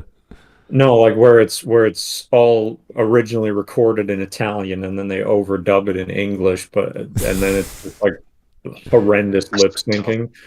usually when you have like, okay, this is up to that person I was saying who does the cutscenes. She also was in charge of hiring who does the voices and, you know, organizing the directing of those voices. So something screwed up where they did not have this scene, or the animator screwed up and didn't know how to animate the facial expressions, because that is not emotional. He's just looking directly at the guy and saying words, and the voice actor's like rah rah rah rah. You're like, okay, what? So them saying the greyest warden is such a 21st century thing. The greyest. Where is that? Where did you say that? We haven't got time to figure out who's the greyest grey warden. Oh, let me try this again. Okay, let me hear that. Example, when my character is angrily trying to convince the Grey Wardens to act. We don't have time to play Who's the Greyest Warden. Oh my God, I wasn't even paying attention to that. This is as stupid as that line in Andromeda. The Krogans are Kroganing. You know, that's that ridiculous thing at the end. Yeah. Oh God, what is with BioWare? What happened to you? Who wrote this? Oh well, they all became political activists. That's what happened. No, this is worth. No, this isn't. Well, you could argue that's part of it, but this is just stupid. Well, yeah, they're all political activists. They're all stupid. Okay, I showed you guys a link in the private chat with the writer, and he was looking at some scene with Tosh, and I was like, well, you know, dialogue you can get away with because it's like the poetry of prose. You can say whatever you want. It doesn't have to be logical, but it should be to make sense to the audience. Like if I don't know, I'm filling up my gas and I go to the store to pay for the gas, and I say, yeah, I also like a hot dog, and the guy says, you know, it's 5:00, and I'm like, what? Like the audience would be like, what the hell what's this scene about? I want food and I want to pay for gas, and the guy's telling the audience the time of day. Like this doesn't follow logically unless your brain starts going, well, maybe they only cook hot dogs at a certain time. Maybe it's 5 a.m, maybe it's 5 p.m. Maybe all the hot dogs are already sold off before that. You know, there could be reasons for that you are just not aware of because you don't know the setting and you don't know what's going on in the scene, and maybe you can't see the scene, and maybe a movie would provide that information. So this is where video games are so informative, that it's not just a movie, it's not just dialogue, it's not just prose. It's a lot going on, and you can interact with that. So maybe that guy is being a little more a stickler for how to write well, and I'm not saying logic is wrong when you have dialogue, but you can do a lot of stuff, and that's why you have to watch movies like with Tarantino or scenes that have lots of talking.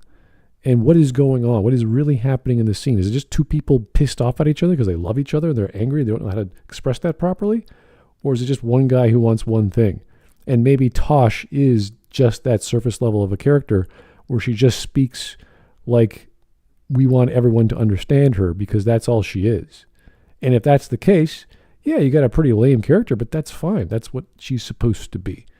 So there's a voice that Tosh has, and if it's for her to be the one-dimensional, I'm a non-binary, Canary, whatever, then great.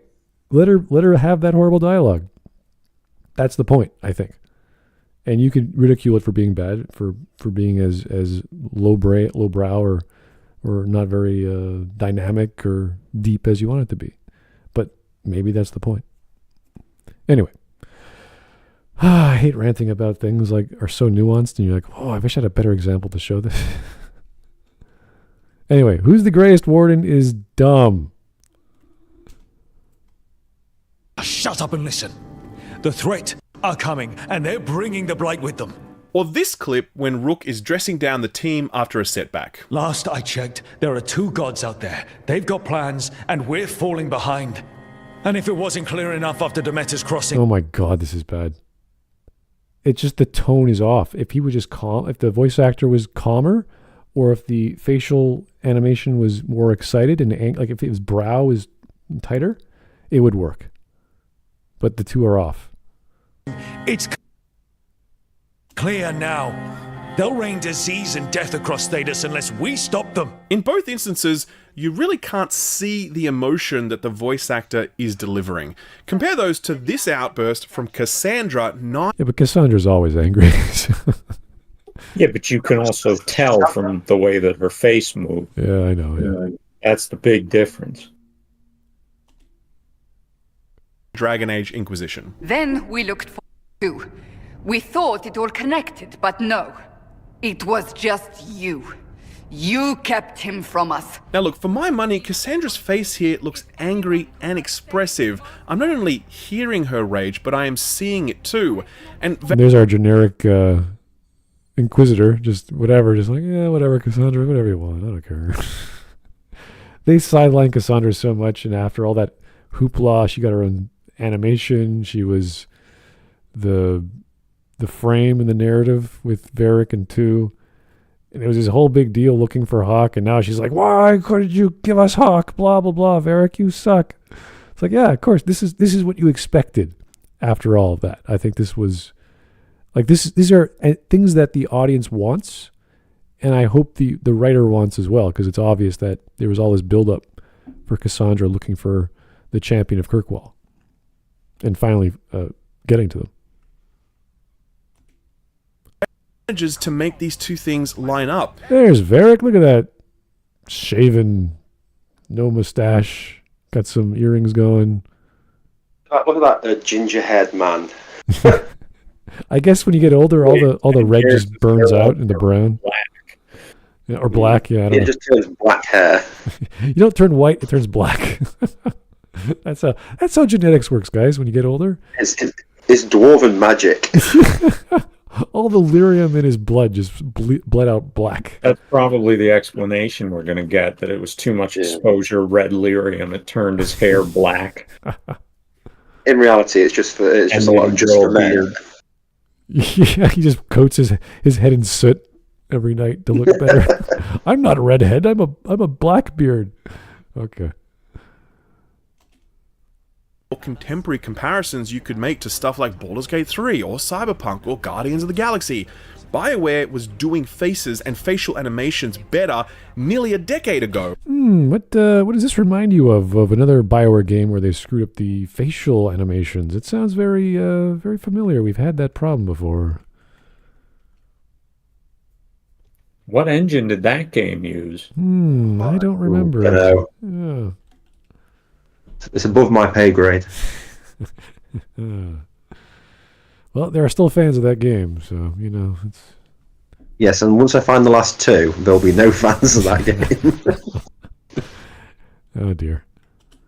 And that, sadly, is commentary that could be extended to almost every aspect of Dragon Age the Veilguard. The one exception to this, I think, is the visual design of environments. Yes, see? He agrees with me. There we go.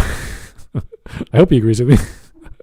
It looks good. I enjoyed that sliding animation, though. That looked great. Yeah, I've seen... It didn't look buggy at all. Modern games have sliding animations, even the online free ones. So, BioWare's catching up.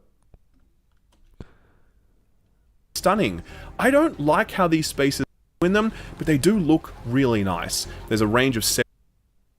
Yeah, because Frostbite is good for environment work, but not characters. But also another thing is with how linear each level is, stuff in the background, it's great to look at, but you never interact with it. Yeah, it's true.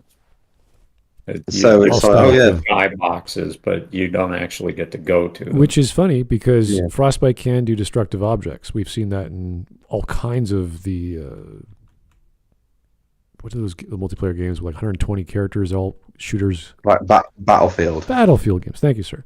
And the dynamic waves, people are on the water, all the networked water, it can do it, and you could definitely do it in a single player game. But see, if it had destructive environments, I'd play the game because to me, technically, that's impressive.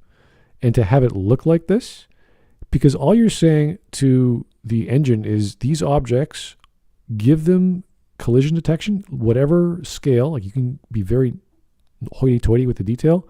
Or you can just have like one hit and it blows up.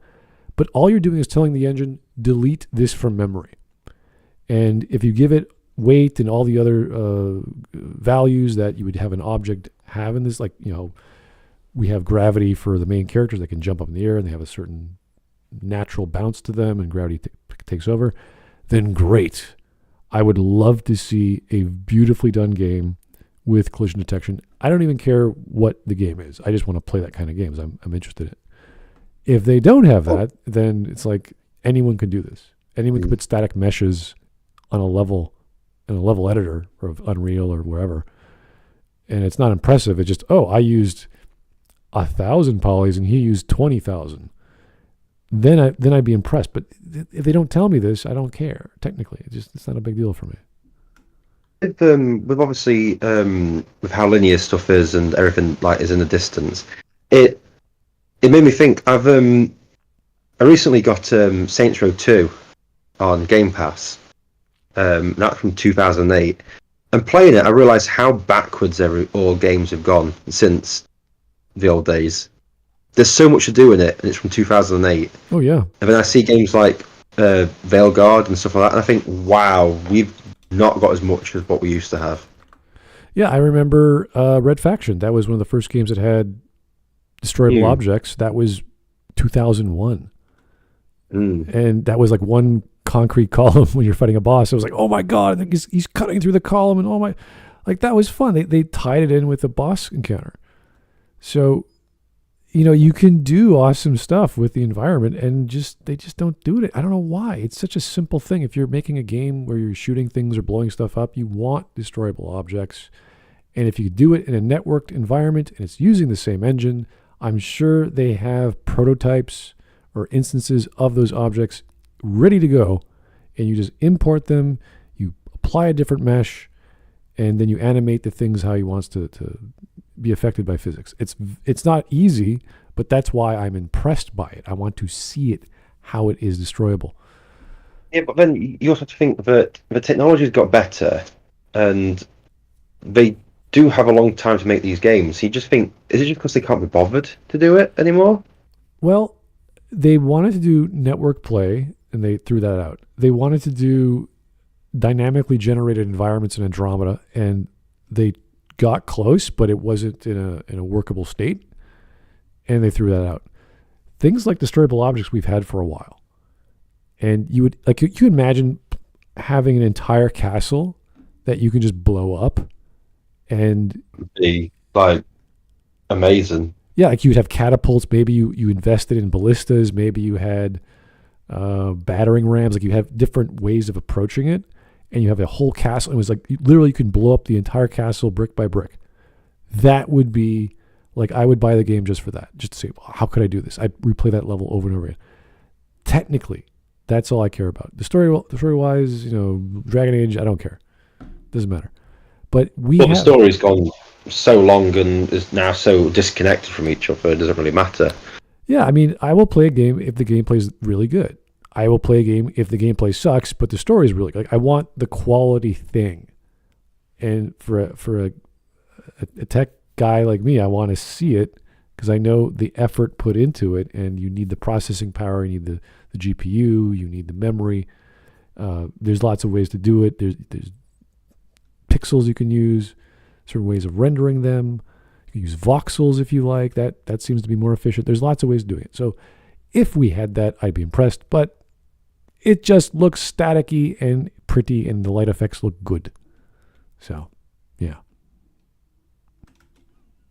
From cityscapes to forests to darkened swamps to old hollowed out grey warden fortresses, and they all look great in their own way. They each feel visually cohesive with unique architectural styles and colour palettes that create a very strong sense of space and place. As I said, I never enjoyed being in these environments, but I did enjoy looking at them. I will also say that Veilguard... Wait, you said you liked the way they looked, but you didn't... Wait, did he say... Oh, he enjoyed being in them, but not... He enjoyed being there, but he enjoyed looking at it, which pretty much means the gameplay was so boring he wanted to skip it. But it looked nice, so it could distract you for a couple of minutes. Yeah, this is the date with the pretty girl with no brain. It's like, yeah, oh, okay, I could talk to her. She won't respond in any fun way, but at least she smiles and laughs. And there's a value in that, I guess. Mm. Well, value. There is a value. Of course, there's a value. You can't knock bad things or pretty things. which doesn't always happen all the time, by the way, right? I played this at 4K ultra settings, ray tracing enabled, and even without DLSS frame generation, I was still able to hit over 100 frames per second very easily. With lower settings, with lower resolutions, with ray tracing off, and with frame generation as an option, I think there's a huge amount of headroom for this game to run really well on lower end PCs, but I haven't personally tested that, and I also couldn't test console performance. I also do note that this game is on Steam day one instead of just being on the EA launcher, which is fantastic. It's also Steam Deck verified, which is great. Well, I would hope it can run better on lower end machines if it's Steam Deck verified, unless you want to play it in 2 frames per second. If you can get 100 frames with ray tracing on, that's impressive. We're talking about, obviously, the environment. BioWare, once again, creates NPCs who do not react to the player character. The player character is just swung down into a crowded plaza, and no one's even noticed him. Yeah. And we're just milling around. It's like, oh, right, okay, so these NPCs are clearly just background. Someone will make a comment about it when you actually get into the real game. They'll be like, huh, that's strange. I bet they don't. Anyway.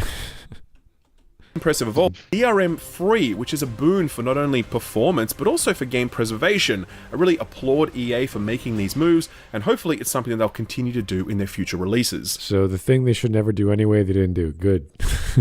Yeah, you don't get credit for that. Yeah. Wow. But they didn't use Vinovo. Fantastic.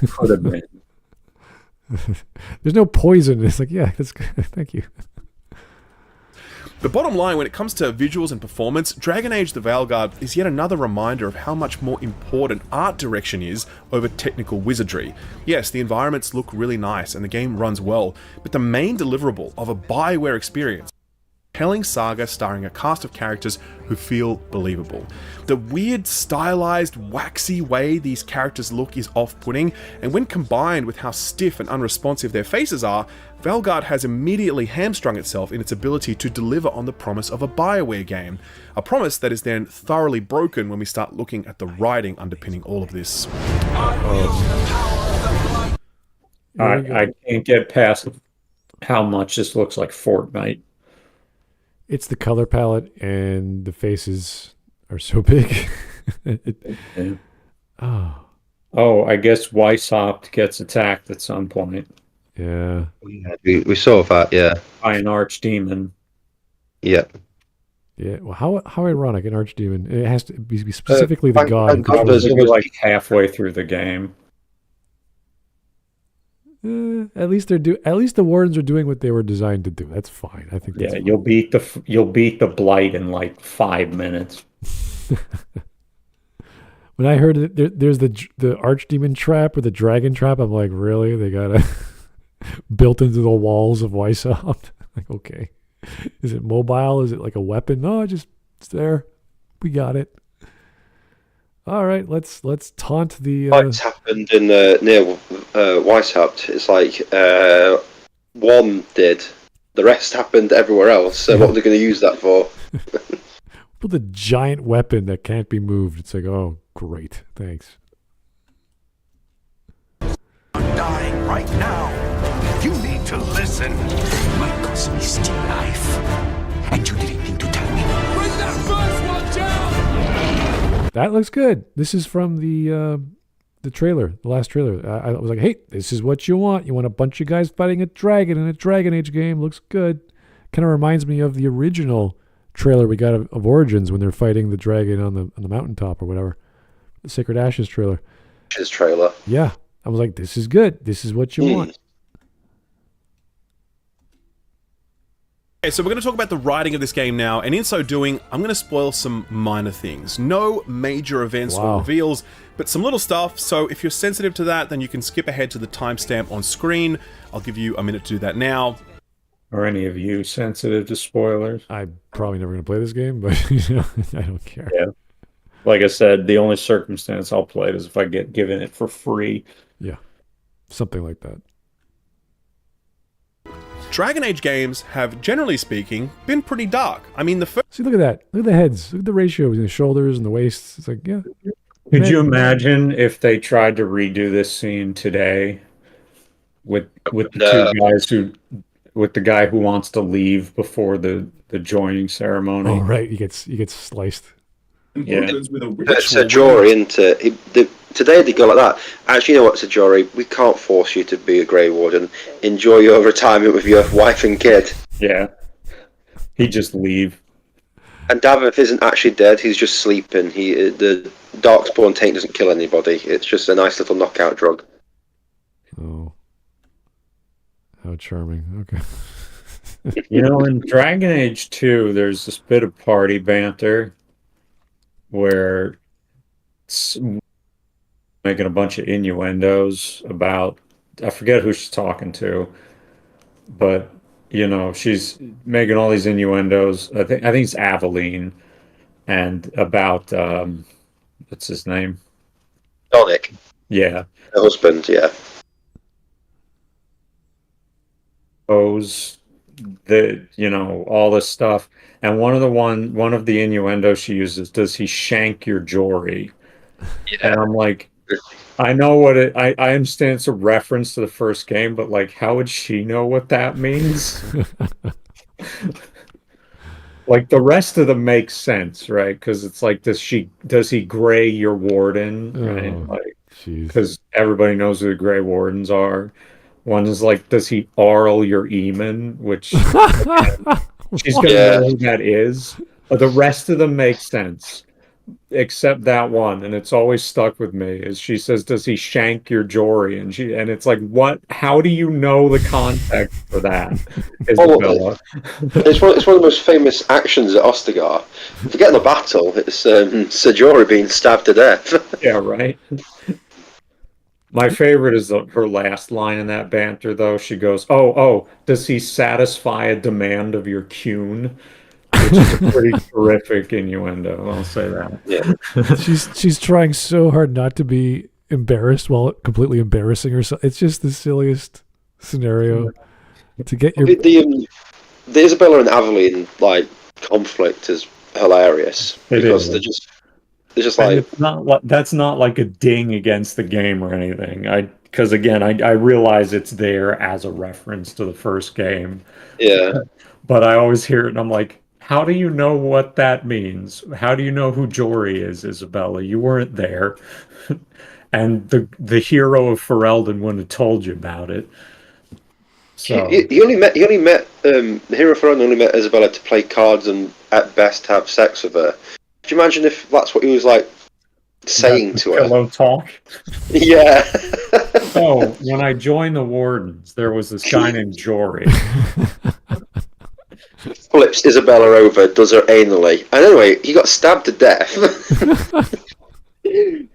And meanwhile, it's like you're doing the full bore where you bring Zevran and with you, and what's her name? Yeah, you have to harden everyone to. Yeah. Gosh. Yeah. Well, everyone was hardened, Smud. You got. And then there's just Alistair in the corner crying. And then there was this other guy, and he drank the blood, but he choked to death on it. So I was the only one who actually came out of it. And anyway, long story short, Duncan swore me to secrecy on this, but he died. So yeah, he killed that Jory guy, but no one really liked him. It's okay. Yeah. Tells me I think his wife and kid are better off without him. A bit miserable, really.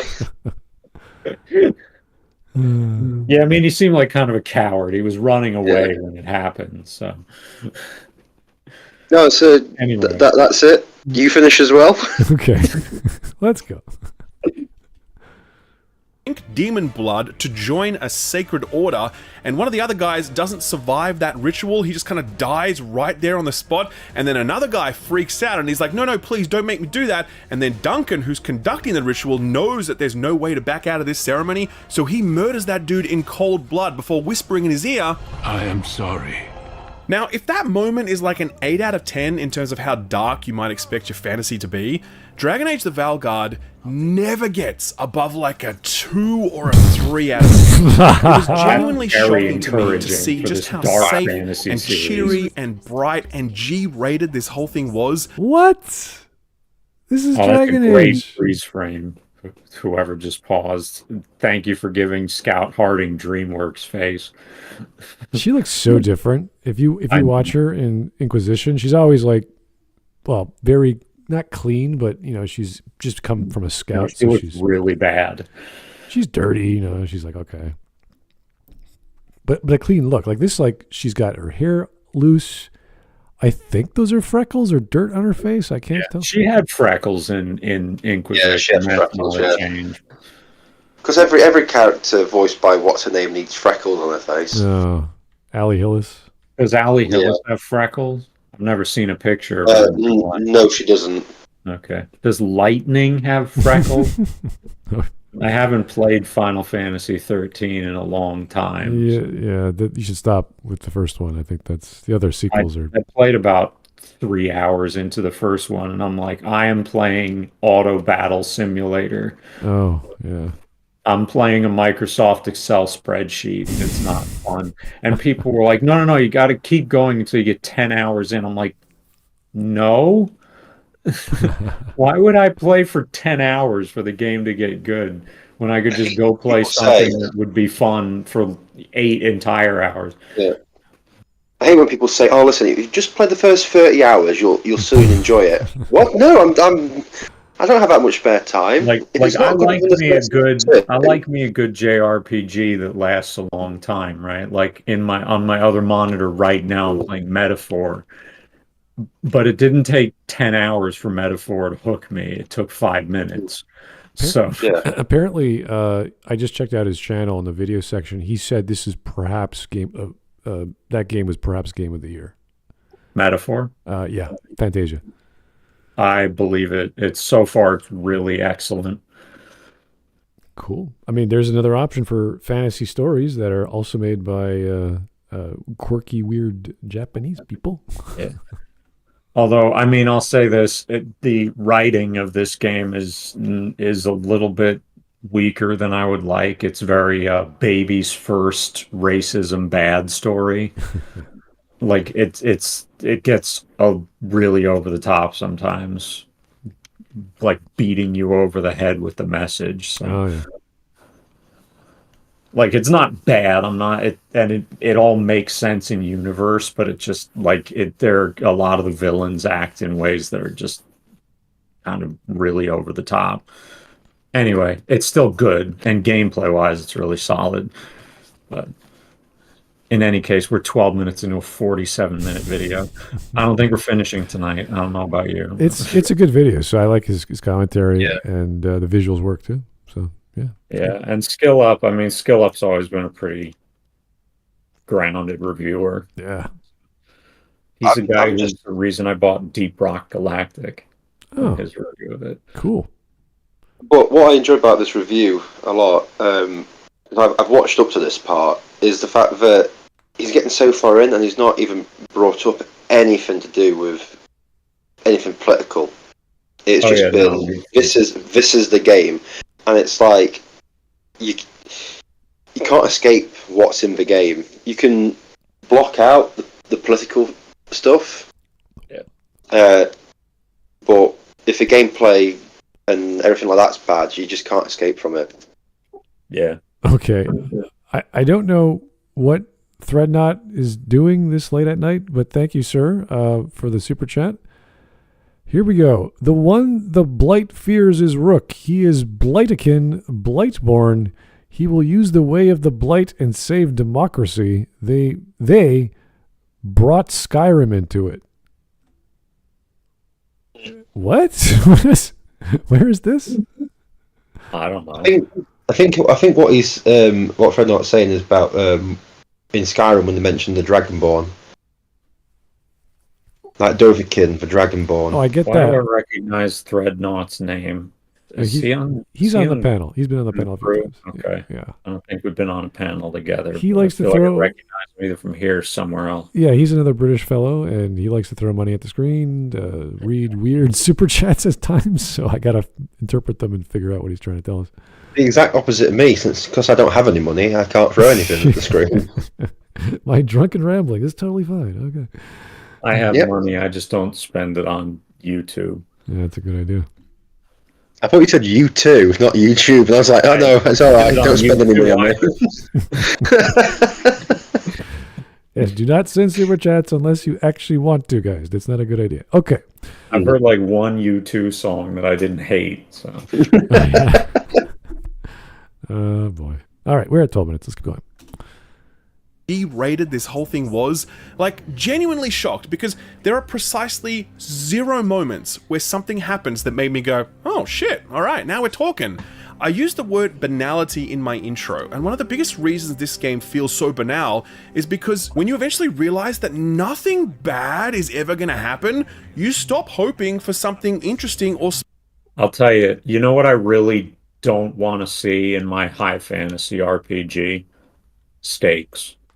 I don't like when the story has stakes. No. Personally, I don't know about you. I like when everybody's in just sitting around chatting in a coffee shop. I don't like high stakes storytelling. You know, the fact of the matter is, there's a scene where they just talk about coffee. Oh, really? Oh, they literally sit in a coffee shop and talk about coffee. Yeah, no, they literally do sit and talk about coffee. Considering the fact that coffee doesn't exist in Fadus. Oh, God. Well, I can believe it exists in Tevinter, because, again, if we're doing, like, the real-world analog, they could have gotten beans from the Cune. No, the closest is some tea, but no, coffee doesn't exist in Fadus. Okay. Oh, it doesn't exist all in Fadus, not just in Ferelden?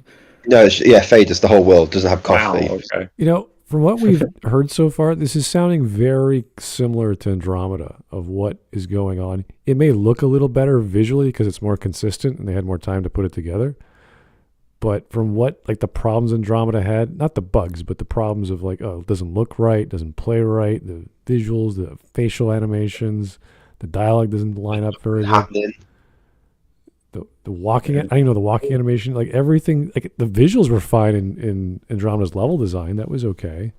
Maybe it'll be like in Andromeda where you're called the Veilguard and you never guard the veil. Oh, yeah. Like how in Andromeda you're called the Pathfinder and you're never the first person to explore anything in the entire game. And then they'll make a mention of the Pathfinder has not pathfound something yet. And here it's going to be, well, the Veilguard has not guarded the veil yet. You're like, oh, God. Yeah. Oh. But yeah, I'm just thinking, wasn't it Polygon that said Veilguard is the friend simulator we've always wanted? It was either I think so. It was one of the major publications. And it's a bit like that it's the friend group simulator that we've always wanted, or something like that. And I'm like, I didn't want that. I wanted a game where we got a resolution to the plot line of Solus deciding to tear down the veil. Mm-hmm. You know, like, and I didn't even like that much, but it was a sequel hook. There was some unresolved plot there. I wanted a resolution to it. Like, well, whatever. What you mean, like the Mage Templar War? Yeah. Oh yeah. Whatever Polygon says for friends, I don't think I'd listen to them on how to garner friends or simulate friends or. Oh yeah. My response to it is someone went, it's the friend simulator always wants. I went, yeah, I have that. It's called real life. Yeah, we don't play the video games to escape the positive things. We use them to escape the painful, hard things. So unless you're having some weird friend issues or you're generally a loner, I don't think this is a good idea to buy. Yeah, what it is. It's the critical roleification of the Dragon Age setting and modern CRPGs, where everything is theater kid sanitized, and we can't have bad, like, I mean, I wasn't on the panel for this, but I've seen the clip where he talks about how all the dialogue sounds like HR is in the room, and it's really true. And it's not just this game either. There are a lot of modern games sound like someone from HR is sitting across the room. I mean, you know, the hot name for it, the hot name that gets brought up, of course, is Sweet Baby Inc., right? But that's what sensitivity readers do. They're essentially sensitivity readers are HR sitting in the room. Yeah. Oh, like you say, it's definitely theatre kids. I used to do acting as a teenager, and seeing how the proper theatre kids acted around, obviously, people like myself, it's such weird. And now seeing like these games and stuff, you're right, it's 100% like theatre kids with HR next to them, and you're like, there's no stakes, there's no nothing, there's just, it's so bland and vanilla. Yeah. You know, when I said that, somebody in the chat quoted, there's a line from someone in the chat that says, "Steak, Liari." I think about when there's so much steak. If anybody remembers that from my favorite Mass Effect YouTube group. Steak, Liara. They interviewed Mark Mir, I think, a few weeks ago.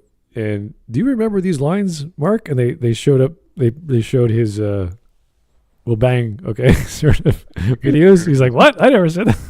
I saw somebody get him to say that at a con once. Oh dear. Anyway, let's keep going.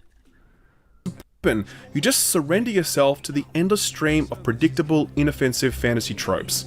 In place of more serious, more dark events and characters is the embrace of a more playful, silly tone. It's about keeping it light, like Balara here, talking about the fact that just two then, elven gods that are now... conversation between Neve and that Lucian was just about coffee. Yay. Like, wow, fucking coffee. Exciting stuff. It is so clearly that they just went, well, what do we do in our life? Well, we talk about gay stuff and coffee. Right, well, that's what we're doing. Right, what you know. Yeah. Well, I don't know much about guarding the veil, but I do know about the Catholic Church. Or coffee shops, in this case. Have we done that Emil Pagliarulo video on this channel? We did one. Not knowing anything about assassins, but he does know about the Catholic Church. No, I don't think we covered that. Okay, that was because that's weird. Because I know a lot about assassins, but nothing about the Catholic Church. Well, I wouldn't expect you to. You're British. You haven't had that in a long time. Catholics. And some guy wanted to get a divorce. We have Catholics. They do exist here. I know. All these Protestant murderers running around. I thought the Catholics were all in Ireland. Most of them are. The Catholic murderers. Scotland's got a few. Oh dear. All right. Anyway, Liverpool's got Catholics, I think. I don't know. Maybe. Oh jeez. Anyway. Like I said, I don't know much about Catholics. So no, we have not covered his video. We're not going to. Anyway. Fantasy tropes. In place of more serious, more dark events and characters is the embrace of a more playful, silly tone. It's about keeping it light, like Balara here, talking about the fact that two elven gods are now out to destroy the world. Oh, you know, just finding out that 3 of my gods are out there trying to end the world. Why wouldn't I be okay? Emmerich is a necromancer. That's like my least favorite.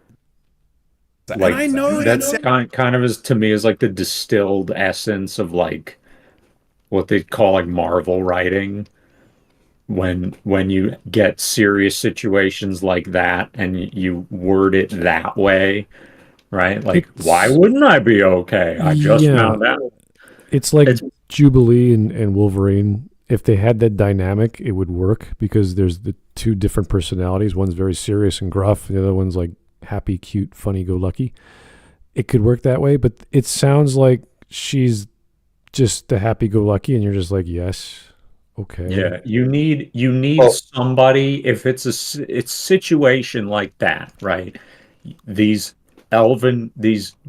figures you thought were the gods of your religion, you find out are actually ancient mages who now want to destroy the world as you know it. There needs to be somebody treating that with some gravitas. You can have somebody who copes with it by joking or trying to make light of it, like sarcastic Hawke when his mother is dying because her head has been cut off and used on a Frankenstein body, right? Where there's people in the scene treating it with gravitas, but Hawke is desperately trying to keep his spirits up. You can have that, but you don't have that here. You just have everybody treating this like it's this goofy off the wall situation. Yeah, at least this play. Yeah, the comparison would be Inquisition, where there wasn't really a religious connotation to it, and then they introduced that with the who's going to be the next divine, just people in the story. And even with the Qun, they're all very religious. So there was always that seriousness with some people, and then there was the people who hated that, and that was the good contrast. Even in the first game, it had Sten and Shale, who were very serious. But even they cracked jokes, but it was hard to tell. So it wasn't as if these people weren't funny, or these characters weren't funny. It's just that compared to all the other characters who were like Oghren, who was goofing around the entire time, it just was a good contrast. With this, everyone's just lighthearted. It seems. Yeah, and even with Oghren, he would be serious. There were times when he was serious. There's a difference between a character making jokes in accordance with their personality and the character making quippy comments like that sound more like the writers commenting on the situation. Yeah. And it can be a fine line to walk, but your brain knows when it's happening. The thing is the characters in Veilguard make Meryl seem incredibly serious. And that's an issue. Because, well, she was serious in certain bits of Dragon Age 2, but she was like the Cloud Cuckoo Lander of the group. But she never acted like what people in like this game are acting like. Yeah, imagine if the Maker was revealed to Cassandra and all the other members of the Chant that they're going to come destroy the world. Like they would be distraught. Like, oh my God, this is the end of the world. Like, what are we going to do? No, Smud. They just turn to the camera and go, well, that just happened. There goes my religion. Well. I guess I don't have to worry about that late rent payment now. Guess they don't have to go to church on Sunday. It comes down to I forget what video he talked about it in, but Possum Reviews, in one of his more recent reviews of maybe Star Wars or one of the Marvel movies or something, he said that the source problem for a lot of this is modern writers they don't write stories in a franchise.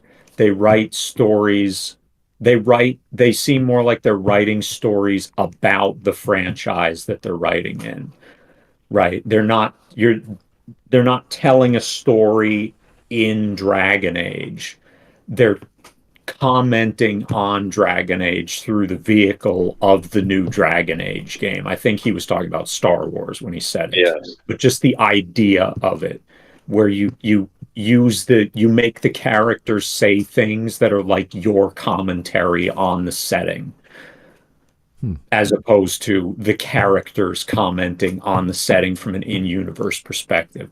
Balara has just had her entire religion, her worldview turned upside down, and she's talking about it like a writer who is saying, wow, isn't it weird that she's just had her entire worldview turned upside down? Yeah. But, and like you say, they're not creating characters to be in the story. They're just saying they are now, and the writers are just in the story saying, their views of it. So Yeah. All right. We are at 13 minutes. We're going to go on for a few more, and it's getting kind of late for you guys, and I'm going to call it a night as well. We can do this tomorrow. We got plenty of time. It's a long video. I'm sure you guys are up for it. So, yeah. The thing is, it's nice having a video playing that is actually a good video, and we're able to have a good discussion about it, and we're not just stopping every 5 seconds going, "What the fuck is this guy on about?" Yeah. Personally, I can't make it tomorrow. I would be happy to talk about this on Thursday or Friday. Well, tomorrow depends how long we get through it tomorrow. That's true. So, could happen. Yeah. Because we'll just we'll invite Whisp along. We can get a good 6 hours of communism, and that'll bring up most of the video. Yeah, we haven't even gotten to the weird political crap yet. I'm assuming he's going to talk about it. Skill Up probably won't go into that because Skill Up tends to keep his reviews more towards the actual game content. Yeah. Because to be frank, if you've ever seen his Twitter, he probably leans towards agreeing with most of the writers' politics. So yeah, so he probably won't comment on any of it. And also, again, his reviews tend to stay much more grounded in here's what they don't tend to delve into meta commentary. That's all right. I prefer that out of the game. Yeah, that's kind of part of why I like his reviews, even if I don't agree with his actual politics. Is his reviews tend to be very fact focused, and dare I say objective, or at least he makes it clear, like you said at the beginning, right? He makes it clear this is his own opinion. It's not. I know that was such a tell. I'm like, dude, come on. I mean, yeah, okay, you have to make it's. I think it's because of all the to do surrounding this, and he wants to not. He doesn't want to. He wants to make it clear he's not siding with you know the bad people, the meanie bad people like whoever, right? Yeah. Like me. Yeah, like you. All right. Well, we're at 13 minutes. We're going to go on for another minute or two. Raising the dead and commanding them as your minions, but don't worry, BioWare is not going to let you get freaked out by all that scary death stuff. Emmerich happens to be a lovely old gentleman. He is dapper, he is proper, he delights in pleasantries, and he has a servant, a lovable skeleton named Manfred, who happily dotes on Emmerich and screeches with glee whenever he's mentioned.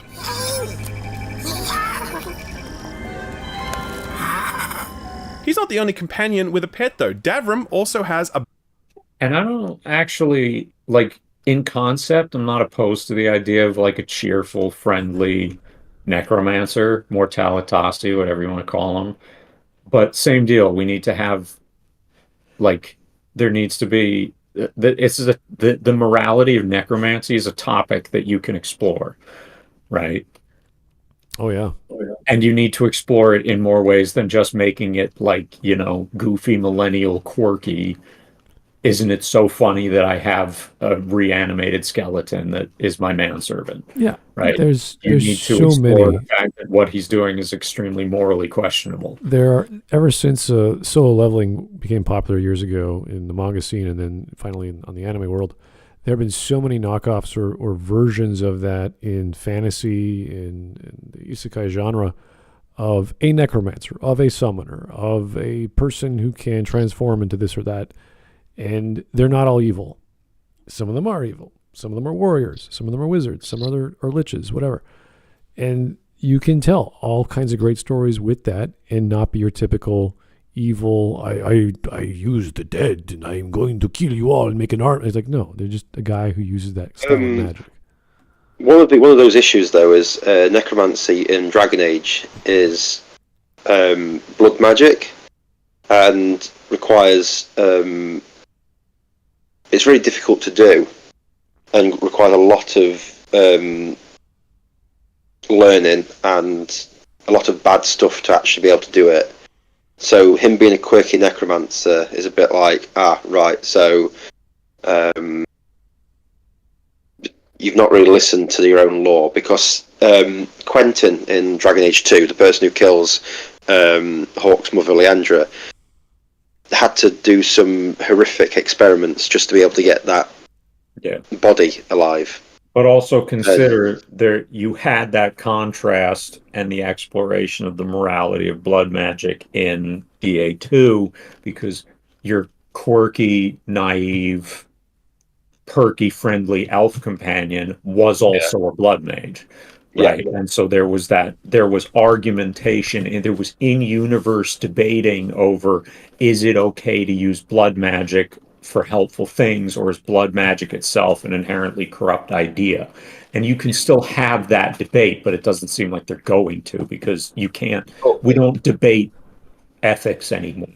Well, you can't even mention, they don't even mention blood magic in this one because they've removed all evil options and evil things. Well, unfortunately, even in DA2, Hawke can become a blood mage, and they don't even. Yeah.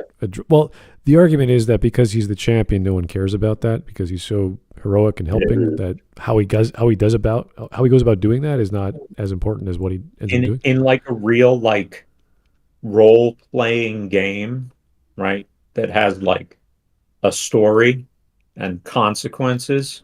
If you made yourself a blood mage, it would affect your dialogue with people, and it might even you try to side with the Templars at the end of the game, and maybe they would take your help, and then at the end they'd be like, oh, you're a blood mage, you're under arrest, by the way, or something like that, But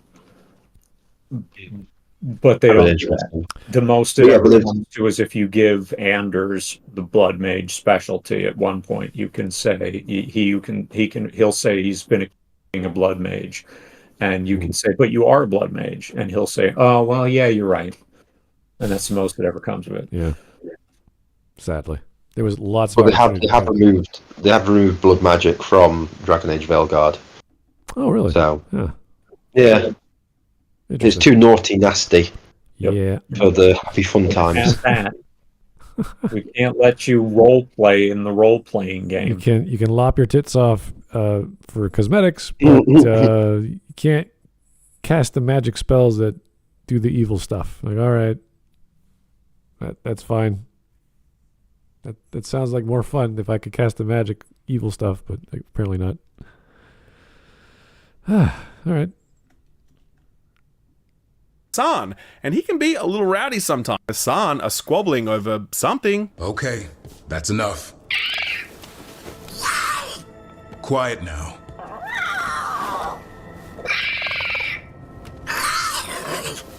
Fine. Who wants a treat? Now look, I know that you could go back to previous Dragon Age.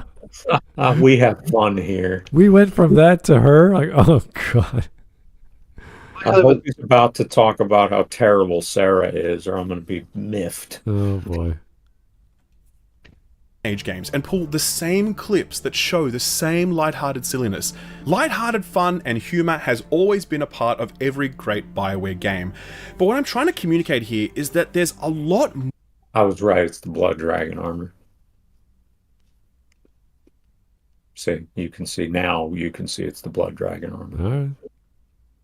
More of these movies in Veilguard, but more importantly, there's a complete absence of anything dark to counterbalance them. As such, the overall tone. Look at those earrings! Holy, I didn't even notice that. That's got to weigh you down. Like you got to be lopsided when you're running, or. And she's a veiled jumper or whatever group she's a part of. So she's like traveling that's got to be awkward, huh? Maybe I don't understand women's accessories very well. I think this was one of the issues that I was worried about when I saw some of these pre-release materials, is that it's a game where it's all comic relief and nothing to be relieved from. And when you have a game where everyone is the comic relief, it just becomes insufferable. Like, I get that there's all kinds of people with all kinds of tattoos and ornamentation and earrings and necklaces, but she's literally someone who jumps around and is rough and tumble and gets all dirty. She's like an archaeologist kind of person. It's like your hair is like really like beyond Captain Janeway hair. Like it's just this big lop. I don't like, something's off about this. I don't know what to call it. Looks odd. is silly and juvenile. Its unwillingness extends to a total unwillingness to create any meaningful conflict between companions. Conflict between companions is a really important part of these sorts of cinematic RPGs. It not only creates narrative tension, but also forces important gameplay decisions, like who do you side with in a real moment of truth situation, right? Dragon Age the Veilguard has none of that. Zero. Companions never have prolonged substantive disagreements about anything. They just get along. Almost all the time. And when they do express some sort of disagreement about something, it is... Remember how in Mass Effect 2, you had to, like, win everyone's loyalty and be sufficiently paragon or renegade, or you could lose people's loyalty because they had irreconcilable differences with one another? Unless you know, and the only way was to be sufficiently on task that you could tell them both to put it aside until after the mission. Do you remember that? Apparently, even if you screwed that up, you could go to the other person who you disagreed with and say, oh, no, I was just kidding around, just to make it... You still had to have sufficient paragon or renegade based on your actual, like, your character. Oh, okay. Because I remember seeing... There was conflict between the characters in the story. Like what happens when you have a group of people in an enclosed space for any length of time. And apparently what doesn't happen here. Isn't it odd that as bad as that game was, and there's only like 2 of those examples, they existed and they worked for what they did? there was actual conflict. Yeah, there was Miranda and Jack, and they had a conflict, and you had to resolve it. As dumb as it was and as simple as it was, that was at least a scene that you could go it's through. Like with Dragon Age 2, the fact that Anders doesn't get on with anybody, Fenris doesn't get on with people, and was it Sebastian and Anders are actually mutually exclusive at the end. Yeah. Like you can't have both of them. It's because of their beliefs and everything. Yeah. And they don't get along with each other. Aveline and Sebastian are the only 2 straight people in terms of being the straight guy in a conversation, not the straight guy in a sexual relationship. And Meryl is just like They're also the only 2 straight people in terms of a sexual relationship. Yeah, that is true, actually. Yeah. That's a good point. They're also coincidentally the 2 people you under no circumstances can sleep with in that game. What about Varric? Oh, yeah. It's true. They're the only 2 romance options you can't sleep with, or people you can flirt with who you can't sleep with. Aveline's not really a romance option. Yeah. But no, there's always needs to be conflict. You can't just have everyone being nice to each other and being, oh yeah, we're all right. It's like, no, there will be conflict. Even Inquisition had the two characters everyone hates, which are Sarah and the Black Grand Inquisitor, Grand Magus lady. What was her name? The Arlesian person. Vivienne. There you go. Like those are the 2 characters that everyone disliked, and they're the most opposite of each other. Well, it's also like there was conflict. It's also the fact that like Cassandra never forgives Blackwall for lying about being a Grey Warden. Yeah. And like they are never like friends with each other ever again. Yeah. And they just don't talk. She's like, I actually can't forgive you for it. And she gets pissed off at Varric for not telling her about Hawke. And Varric is like, I don't care. He's my friend. He's my friend, you're not. Because I think his line is even, you kept me in prison for years. Of course I'm going to lie to you about my friend. See, that was a scene I was waiting for. I was like, I want that scene. I want to see, oh, yeah, this is going to be great. He's like telling her off. Like, yeah, exactly. As much as you kept me in prison for 2 years. See, I really wanted Cassandra to be more of a main character because of what she was building up to be. Like she was came from a family of dragon slayers. You're like, holy shit, she's amazing, doing all these backflips and whatever in her youth. And then I wish Inquisition actually built upon Dragon Age 2 instead of going, let's just ignore everything.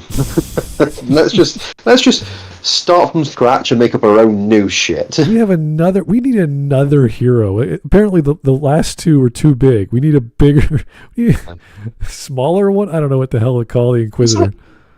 It's like with this game now, Veilguard, it's like, oh, Rook's the only person who can save us. It's like, you've got 3 other heroes here. He's just the guy that no one else wants the job, and he just says yes. Wow. So he's a poor man's Hawke. Hawke was a noble who tried to find his fortune and ended up becoming a hero of an entire city. No, he was just an average person who just was amazing at what he did. Well, yeah, he lost all his family. Well, in one city, he lost all his family heritage, and then he found it again because he was such a noble, and his uncle ruined it, but he brought it back. Yeah. He's so good at getting money and winning, and doing well. And then he rose through the ranks through there, and in a stupid way, but still, he rose through the ranks. Fine. In Inquisition, you're some guy who forgot what happened to him and got injected with a magical artifact, and is dying slowly. And you're like, that's weird. Inquisition, you literally are looking for the toilet and you walk into the wrong room. And you're like, oh no, I've come into the ritual room. Sorry, guys. My favorite part about Inquisition is how you're the one person who can close the veil, like the tears in the veil. You're like the most important person. Yeah. And they're like, because of that, A, we're going to put you in charge. B, we want you to be the one doing everything. It's like, yeah, you're the smartest guy. How do you know he's the smartest? He's the most capable. How do you know he's the most capable? You got Scout Harding. She's really capable. You got Cassandra. She's really capable. You got all these mages. They can close rifts, but no one talks about that because that's not going to help the agency of the Inquisitor. We're going to put our entire organization under the control of a bloke who ate one too many crepes at the dinner party and stumbled across an incident. You see, if they actually played that up and said Cassandra is like, shit, he's just a guy. What do we do? I know, we'll hype him up as the next coming, and he's like he's like our Jesus character, so everyone bows down. Like, that would be a thing you could choose. You could play up your role or not. Like, that would have been fantastic, as opposed to the friendship rivalry system of the previous game, or the Paragon Renegade system, or whatever. Play the role. Play no, I'm just an independent guy, or play something in between. Like, no, I'm a follower of the maker. Like, you could have done so many things with that persona of what people expect. Are you going to act the role of a pious Pope-like character? Are you going to be the Inquisitor, like the guy who just like banishes demons and beats them down? You could have done so many beautiful things. Instead, it's just stuff. Here's the wheel. And here's an icon, so you know what you're going to say visually. That's all it amassed to. It didn't really.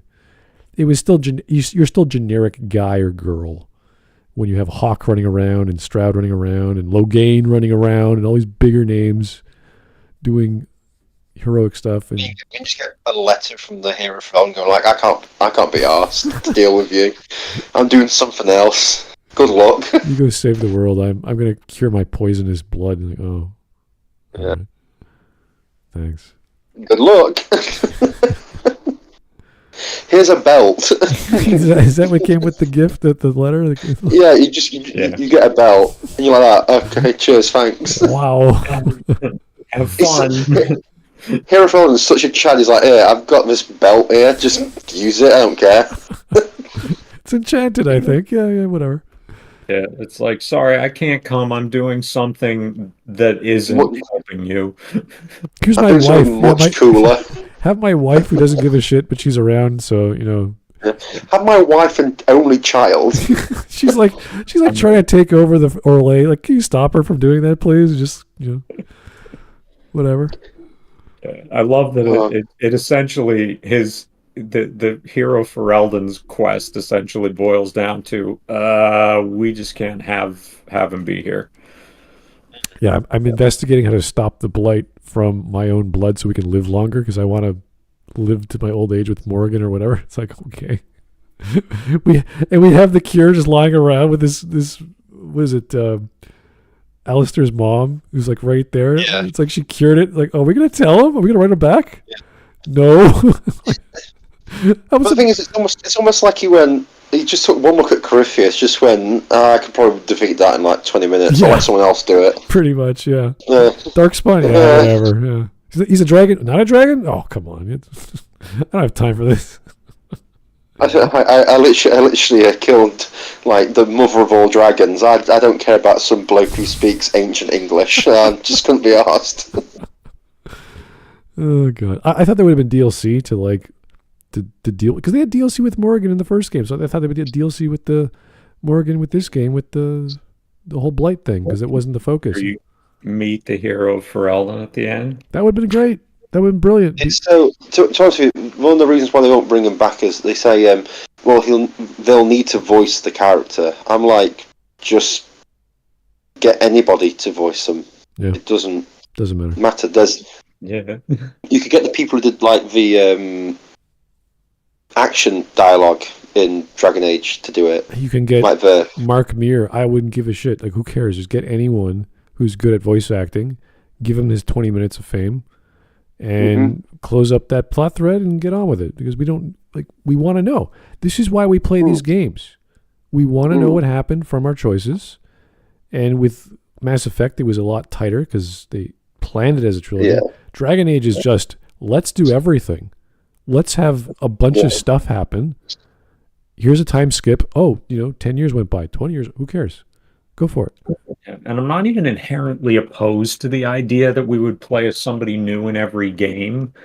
But the problem is you either need to space it out in terms of distance or time to the point where there's nobody who is common, or we need satisfactory resolution, because there's epilogues, right? Obviously, everybody gets an epilogue at the end of Origins or Awakening, whether you play them both or not, right? Everybody gets an epilogue. And there's your character who might still be alive, and there's a romance option.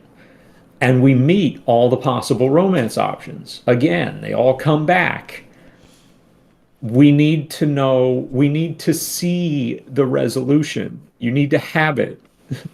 You can't just say, he's away. Yeah, especially when you have the feature that people are expecting. And the only other game that does that, at least during the 2000s, was Suikoden. No, actually the 90s. And that had like a time skip. That had people grow up, and the difference is some of the characters don't age. So the people with the true runes would just stay the same age. And the people who loved them, like they fell in love with them, were like 5 years older. And you're like, oh, this is going to be weird, because these are also silent protagonists. And it's a JRPG. They didn't have voice acting at the time, but they could have, and that would have added an extra layer. And the Suikoden games kept going till, I think, 5. And something like that. Yeah, so they're bringing 1 and 2 back next year. I heard about the remakes. Yeah, that's great. And these games, pretty much, I would stop playing if they didn't do that. Because why would I care? You're just giving me a different story with new art style. Everyone's different. There's no Drew. There's no David Gator. As weird as Gator is, he at least wrote well at times. And some people left that I'm glad, and some people that I really liked are gone that should be there. So there's not much reason to be excited about these games, unfortunately.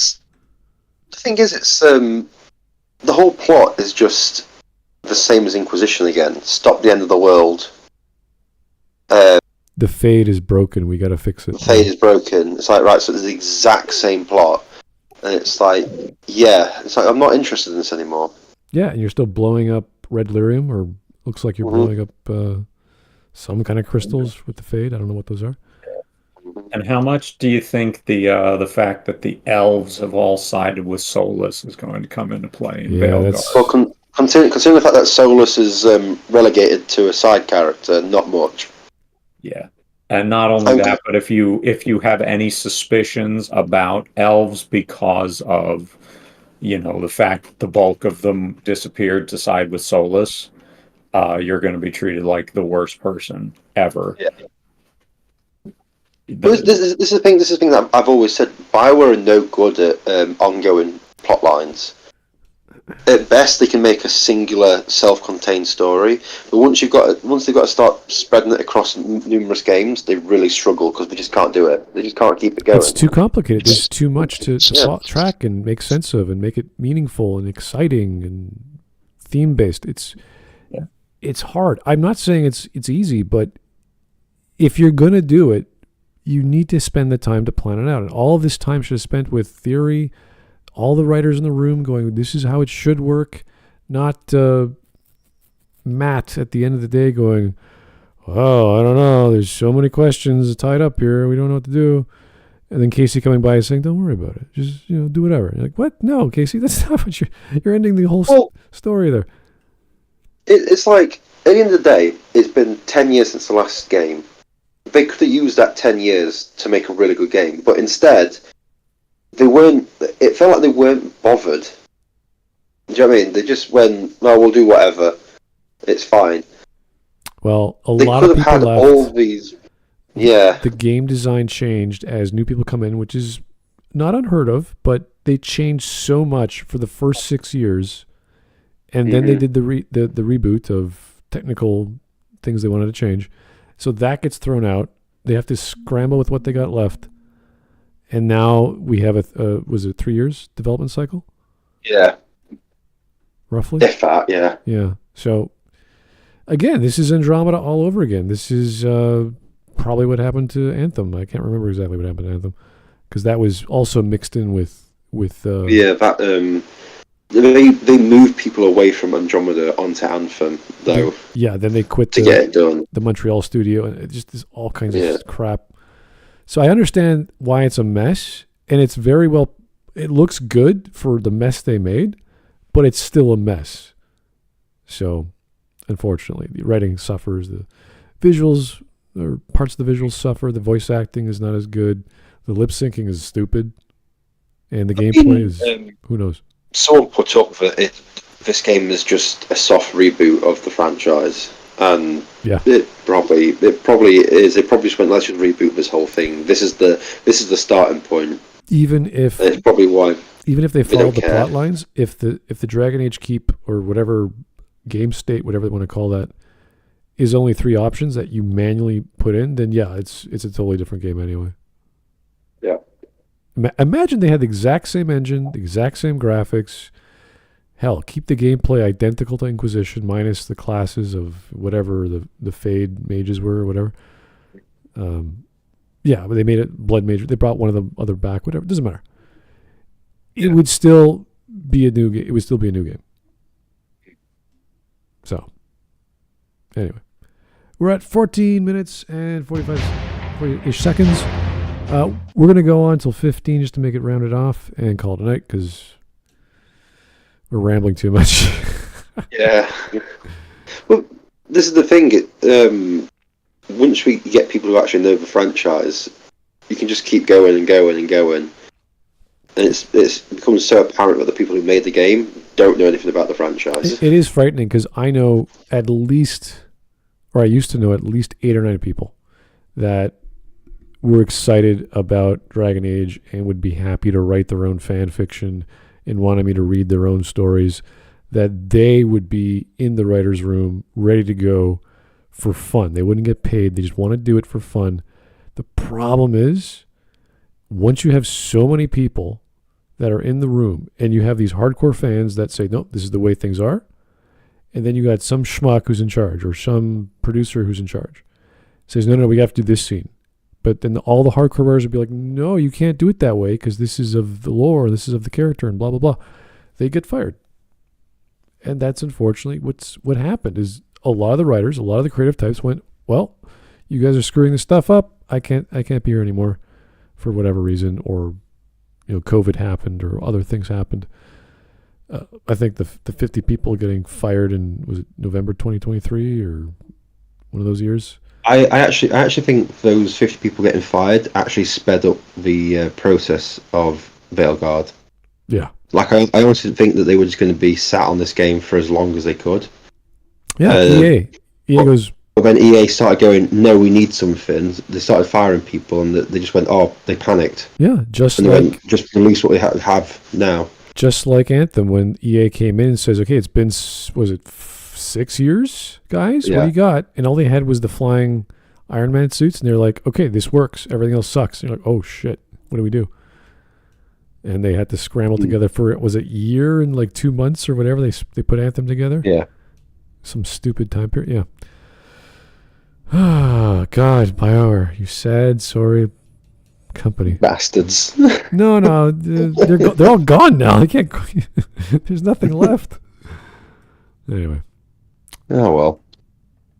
Time express some sort of disagreement about something, it is so lukewarm and then resolved so quickly that the whole thing feels entirely cosmetic. Like, during a mission, Lucanus makes a mistake and Davram calls him out on it very briefly. And I was like, oh, okay, maybe this is the start of the first inter-team conflict. Nope. Like, an hour later, the very next conversation that we all have together is this. You two done fighting then? I can't have you at each other's throats. Lucanus is still an assassin. Kills people for money. And Davrin's still self-righteous. Is that the voice actor for Javik? I think so. It sounds like him. Hard to say. Sounds a lot. They just hire the same people over and over and over again. Yeah. Yeah, I mean, you usually, when you're a company, development studio like that, you usually pull actors from the same studio. Yeah, I got Especially because BioWare, they're in Texas somewhere, right? For the not for this. This was in Canada. Oh, this is BioWare. What, Montreal? No, they shuttled that one. This is Edmonton. I think they still have studios for the Old Republic in Texas. I don't know if yeah, I know there's a BioWare Austin. I guess maybe they're the team working on the Old Republic. Okay, because there are a couple of VA studios in Western Canada, so it might just be pulling people from that area, Alberta, Vancouver, etc. I always like how Mir got started. He was just one voice actor for some sound effect in like Baldur's Gate. And they said, "Oh, you did a good job. I'll keep you going." It's like, what? Okay. Yeah, he was also just one voice for the Warden as well in Dragon Age Origins, like the snarky Warden or something. Oh yeah. Can I get you a ladder so you can get off my back? Typical Warden. No offense. If we let that get in the way of stopping the gods, we won't. We cannot. Yeah, see, this is like this whole holier than thou. It doesn't matter about us. We got to stop the biggie baddie guy. You're like, yeah, we're so, like, this is so, we're doing something special, guys. We're saving the world. We got to just drop all of our drama, drop all of our issues we care about. Patched it up. However, BioWare clearly some semblance of conflict between team members, so they instead focus on petty squabbles. Like, here Emmerich wants to bring too many books to a camping trip that Harding is planning, and Harding is upset about that. What? Just watch the clip. Harding, does it really matter if Emmerich brings 8 books? 9, actually. And Emmerich? So what if Harding is fine sleeping on dirt? Not all the time. This is the sort of conflict. That's your big character conflict, huh? Wow. My luggage. Wow. The way you're packing. Emmerich likes books, but he doesn't like the fact that she sleeps on the ground sometimes. You know, it's also the fact that they're going on a camping trip. What is this? Got the gods trying to destroy the world. Let's have a camping trip. Is this like when you were a child and you wanted to bring your stuffed toy and your mom said, no, we're going to the beach, you'll get dirty or something like that, and they remembered it from their childhood? Oh, what if we have a conflict like we're bringing luggage on a trip? How are we going to... like, it's so childish. But why would you have this incident? Why would you be going like, I'm going to go get a camping trip? It's like, yeah, you see that elven god that's like sending archdemons everywhere? Yeah, but Emmerich wants to bring 9 books with him. That's just way too much. Harding, are you fucking insane? It's the end of days out there, and you want to fucking go frolicking in the trees. I wouldn't care if he was bringing 9 slaves with him. Like, do whatever you want, Emmerich. We don't care. Like, whatever makes you happy. We've got to go on a camping trip. Yeah. No, we're not doing that. We're not having a 10-day hike in the Ferelden Mountains, right? What are we doing there? This is what I mean. This writing and this conflict is so out of place. It's like earlier they showed scenes of them talking with coffee and everything. It's so out of place for the situation that they're in. Yeah. So it's just poor writing. Like if you're going to have issues with conflict, look at Miranda and Jack in Mass Effect 2. Mm-hmm. They are diametrically opposed because of what they represent and what Jack hates about her. She dislikes about her. It's a given they're going to have an issue about themselves, not about their hair or whatever. This sort of like interaction is just like a more modern version of like the Citadel DLC, where they can have a party while the Reapers are killing everybody. Yeah, it's that level of stupidity where, oh yeah, let's have some fun because we like our fans and we're doing a fourth wall fan break nonsense bullshit. And we're just saying, thank you, fans. Here's some fun, lightheartedness, haha. And that's it. In this case, there's no reason for Harding and Emmerich to have a fight. There's none. Yeah. Who cares what he brings to? Like, who cares what anyone carries with them? What difference does it make? This is so silly. Whereas a game with Mass Effect 2, which is plot is retarded, you know they dislike each other. You know why. They screwed up the possibility of the dislike with the Krogan doctor warlord dude because he died, and they were going to have him and I think Morden, or was it Morden and Grunt? They got rid of one of those because whatever. Were meant to have an argument with each other. Yeah, they got rid of it, and it's like, okay. I mean, they should have done more, but there's a lot of content they cut for whatever reason. But they were on the right. Like, it makes sense. You understand why they're doing it. And as much as I dislike that game, the actual scenes with conflict were actual scenes of conflict, and they made sense. So, how you resolve it is kind of silly, but that's the whole Paragon Renegade system. Whatever. Yeah, this is dumb. This is just childish bullshit. Yeah.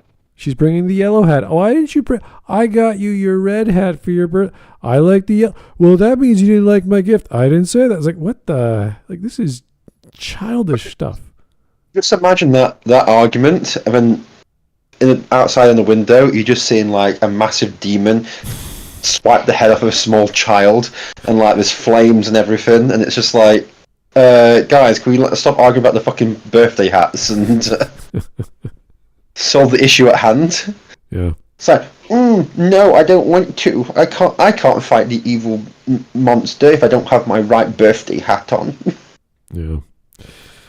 It is written by women, and it is stupid. This is not conflict. This is dramatic melodrama bull. Anyway. You guys want to stop here and call it a night? Take it easy? Let's just finish this point off and then... Sure. I mean, for me, the alternative is watching... What? Watching what? Just watching? Really embarrassing baseball game. Oh, yeah, I got to go downstairs and check that out soon. It's already 2-0 Dodgers. I expected that much. In the second. Wow. Nice. Not all the time. This is the sort of conflict that Veilguard is constantly generating between team members, just arguing about utter nonsense. And did you see how Rook needed to sort it out at the end? He talks to them like they're children. Like, here's another example of him sorting out a disagreement between Tash and Emmerich when they're arguing about the... Emmerich, again, what's up with the old man? Leave the old man alone. fact that Tash... Well, because he's the necromancer, right? Oh, so... yeah, he likes books. Apparently that's evil. Okay. Yeah, I guess so. doesn't like necromancy. You two could still learn things together you'd never find out alone. Emmerich, you clearly find talking about dragons boring. What? How? Who doesn't like dragons? Aren't you curious why Tash likes them as much as you like necromancy? That's what kind of logic? What are you talking about, you retard? I don't like a thing. He gave Emmerich DreamWorks space like he did to Harding earlier. But yeah, but the logic of this sentence or this paragraph is like, well, you dislike this, she likes that. Aren't you interested why? It's like, no, I dislike it. I don't want to know about it. What are you talking about? This is stupid. How do you... This is not how you solve this issue. You focus on what they actually like. And if they decide to get along, that's good for them. But they're not talking about the thing they focus on, which is negative. You say, don't worry about the negative. Focus on the good stuff. This is dumb. I'm going to be interested in you because I dislike the thing you like. And I'm curious. I should be curious why you like it. That's not how this works, dude. That's not how life works. So isn't it like it pops up as well, saying like you've taught Tosh to respect multicultural backgrounds or something? What? And it's like, what? Yeah, that's something. It's like, right, okay. So the woman from the singular identity religion will respect multicultural backgrounds. Yeah, if this okay then. Like he just said, he's talking to people like they're children. It's like this. You wouldn't even talk to children like this. The other child would be like, I don't give a shit. I don't like the thing that he likes. I'm never gonna talk to him about it. I don't care. Leave me alone. If I spoke like this to my kids, even at the age they are, they would just eye roll me and carry on doing something else. Yeah, it's like, I like ice cream. Well, I like peanut butter. Well, why don't you ask your sibling why they like the thing you dislike? I was like, what? Why? I don't like the thing. Daddy, have you been drinking again? It's like, yeah, but look at his face. He's so happy to like, I'm going to resolve this problem with a question. It's like, no, you're not. This is stupid. Okay, maybe I'm going into my therapy lessons a bit too much. Oh dear. Crossed my mind. And maybe Emmerich... The question crossed my mind.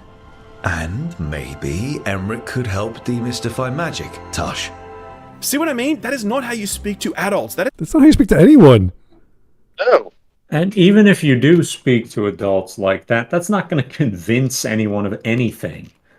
Yeah, if there was a... The next scene is them both bursting out in laughter. Yeah. Just like, yeah, all right, pal. If this was like Shepard, then you might get away with the magical powers that Shepard has as a Paragon diplomacy guy. You're like, oh, I never thought of it that way, Shepard, considering you're going to shoot me later. I will consider that. It's like, we're all going to die in about 2 minutes, so yeah, maybe Shepard has a point. In this case, it's just... They're talking. Also, look at how he stood after he said it. He's so proud of himself. Hands on hips again. This human shrimp, this 5'2" man versus this dragon lady. Be nice to things you don't like. Hands on hips. Yeah, it's like a Bart Simpson episode where I got the answer. I could talk to people and have them resolve their problems by talking about the opposite things. Like, no, it's not working. When you are teaching them to share their Optimus Prime toy with their little brother. It speaks to a broader problem, that being a lack of subtlety and wisdom in the writing. To a toddler when you are teaching them to share their toy with their little brother. It speaks to a broader problem, that being a lack of subtlety and wisdom in the writing. This game cannot surface any ideas without just saying them aloud, which leads to this endless stream of exposition-laden personal introspection monologues. Like when Harding tells us that she's a bit of a people pleaser. She hates it. No, I don't hate it. It's really nice. Temperature. I won't be upset if you don't like coffee. He really wouldn't. I know, but sorry. It's just this thing I do sometimes. Acting so people will like you? It sounds terrible when you say it like that. Yeah, because you didn't need to say it at all. This was not part of her personality as far as I recall from Inquisition. No. And even if you do want to make it part of her personality, there's like one change you have to make to that, and that's just lop off the second sentence. You just don't have her say, it's just this thing I do sometimes. And voila, we've seen that she's a people pleaser without her needing to say it. Yeah. A disgusting fucking coffee. This is weird, yeah. It's a bit, I wouldn't say juvenile, just... This is the sort of thing you see in the Californian, like in San Francisco. This is Starbucks. That's it. I was going to say childish, but it's more like just unintelligent. It's just not very sophisticated dialogue. No. I don't need to do it. I just do. Or here, when Nev opens up about the fact that she really just wants to prove that she can be relied on. You can't count on a lot here. When I started, I wasn't going to save Minrathus, never mind Thedas. But if I could take a job and follow through, well, maybe people could count on me. These clips alone aren't enough to convince you of what I'm saying, but I promise you that every emotional exchange has this sort of stuff in it. Rather than letting these sorts of character traits or insecurities surface through action or through the intuition of others, these characters just blurt them out all the time. There's nothing to read into or imagine about these characters because they simply tell you everything about themselves with this point-blank dialogue. And the way this dialogue is delivered makes this all the more painful because BioWare... You know what this sounds like? It sounds like the writer is lacking social skills, and he imagines the idealized world of other people talking to him and just revealing everything about them that they would be interested in knowing, even though they never asked or they're too shy to ask properly. It's like, oh, you're the important person. Let me share everything I know, like a woman would when she answers a question. And she says like, oh, I went to the market, I found the strawberries you wanted, and then I found a deal on this, and I got that as well, and maybe I thought you might have liked that, and I found a coupon, and that, and it just keeps going and going. It's this rambling, let me open my heart to you because I think you're important for something, even though Rook is just the guy we don't even know why he's important. He's just the guy, actually.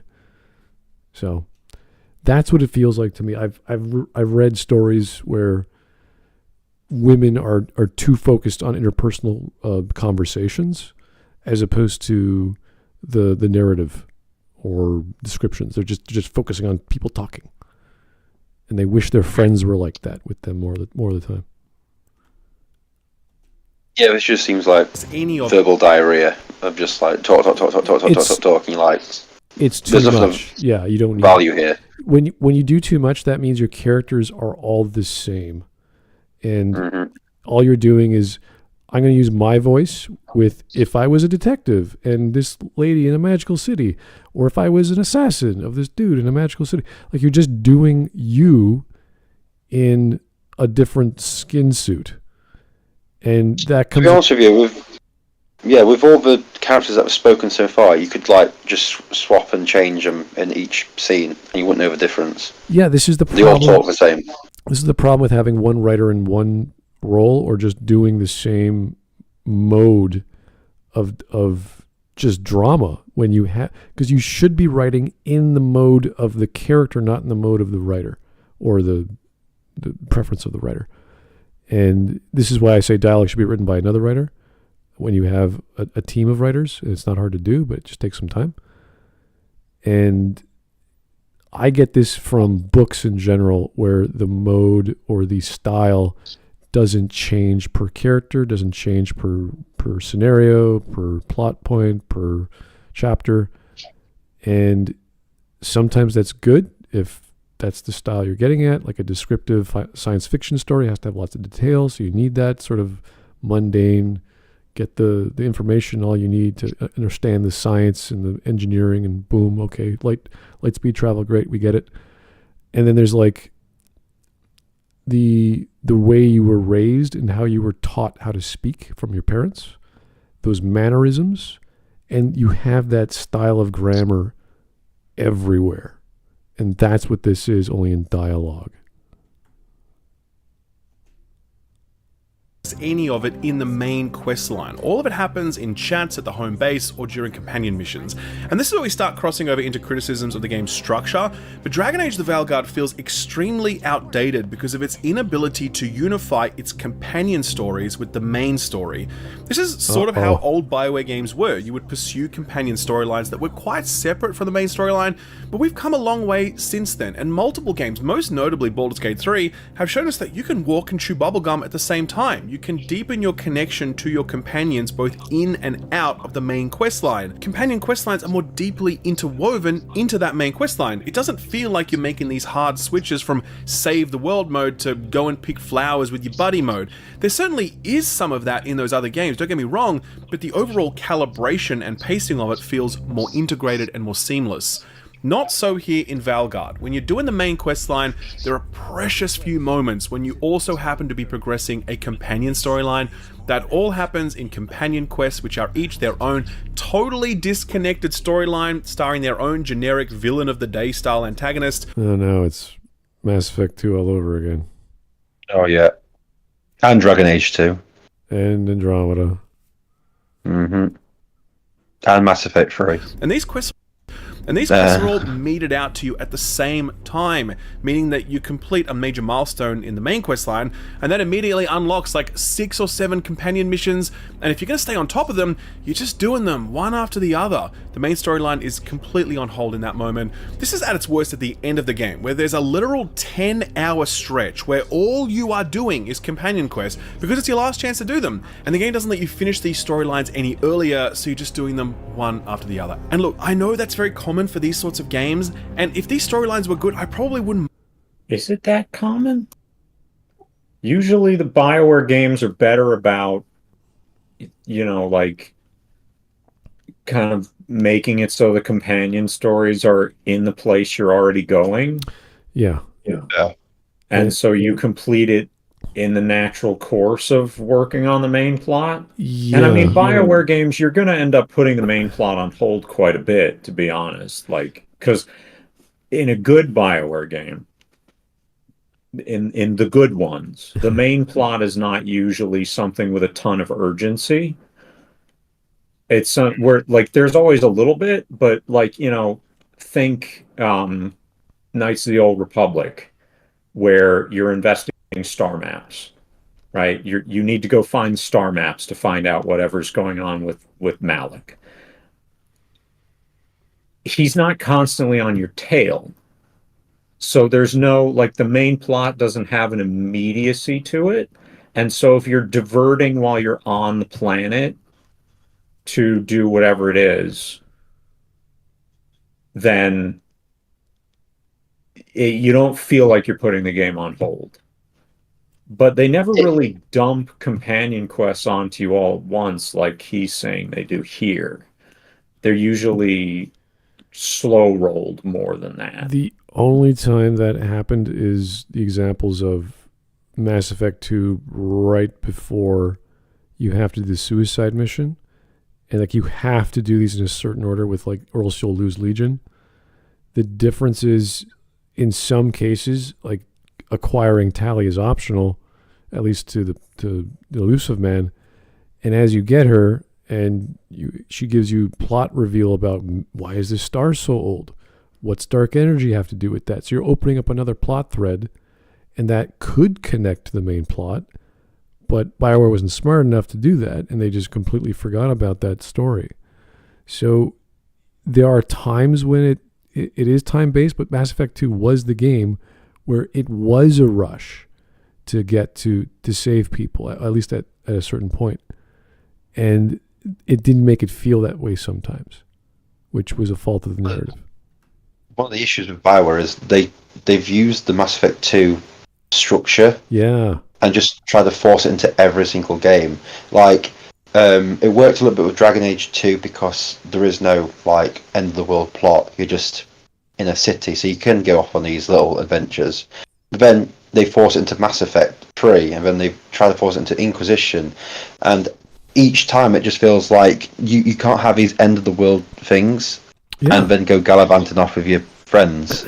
In comparison to Origins and KOTOR, where you go to the location and Liliana wants you to go check this out, or whoever wants to come with you in that location where it's along the way. That's how I thought it should be done, because it was the most efficient. You design a level, you put an NPC or a quest marker here or there for that character, and it's along the way, and it totally works fine. As opposed to, we got to go to a different planet in a different solar system, a different part of the galaxy, to do something with Jacob's father, which is a distress call, which has nothing to do with anything. So, well, it's like with in Origins, the companion quests are things that will help along the way, like getting Sten's sword back open. Allows him to get over his killing Flemeth from Oregon is so that she can be she doesn't have that over her shoulder, and she can be fully focused on the thing. But that's only brought up because you find a grimoire in the Mage's Tower, which is, like you say, along the way. And then you start getting into like Mass Effect 2 and stuff. It's like, oh no, you just go here and kill these people for this person and become loyal to you. And you're like, okay, that's not a loyalty quest. There's no reason to do this. And the loyalty missions for Mass Effect 2 were these little things you did. Oh, I'm going to help you out because apparently, as amazing as you are, you can't be amazing anymore if you didn't figure out what happened to your son or this guy you want to kill. I mean, it's going to be weighing on your conscience somehow, and you won't be able to have your killer instincts anymore. Like, this nonsense about not being battle ready is so stupid. Unless it's like a medical condition, like you have PTSD and you need therapy, and you're like, oh shit, you bought me this messed up mercenary, elusive man, who can't even fire a gun. I gotta bring him up to speed. That would be totally different. Like, imagine Legion was busted up, and he was, but he just magically comes back and he's fine. So if there was like a mission to repair him, it's like, oh, now I have this working sentient machine that can hack anything. I'm going to spend time with that. And you could even make that a main plot point. You could say, well, even though I have him, I don't trust him. Or even though I have him, I'll give him away. So they have to integrate these plot threads better. And they take them away and make them. It's like Mass Effect 3. What does having a steak dinner with Caden mean to the plot? Oh, you mean the entire DLC of Throw a Party and No, not even that. In the actual main game, you go for a meal with Caden. Yeah, I never did. One of the conversations with Caden is just you go out for steak. Although I think, is that from before or after the Cerberus take over the Citadel? It's after. Oh, it is? Okay. Because like I could understand it if it was before, because then it can make a difference because it can reestablish your connection with him and mean he trusts you enough to not try to kill you when you're after Udina. No, it's afterwards. Yeah. Yeah. It's like shooting bottles with Garrus. Why do we have to shoot bottles? Okay.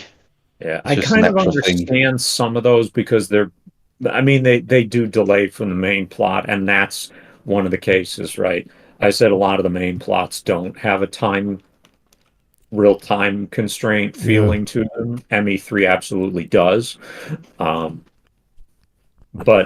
ME3 is just a bad game in general. So yeah, I think the best example that it works in the whole, like, it's good until the ending. No, the whole game the whole game is poor, bad.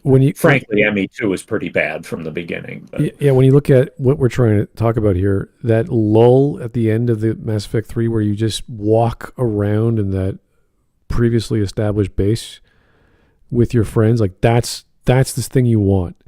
That's the idea of you finished a mission, let me go talk to all my buddies on my ship. In this case, I'm on the final stretch, let me go talk to all my buddies before we finish it off. That's the kind of thing you want, as opposed to, here's a city. Well, Garrus wants to go shopping, Miranda wants to go do this. It's like, okay, I guess so.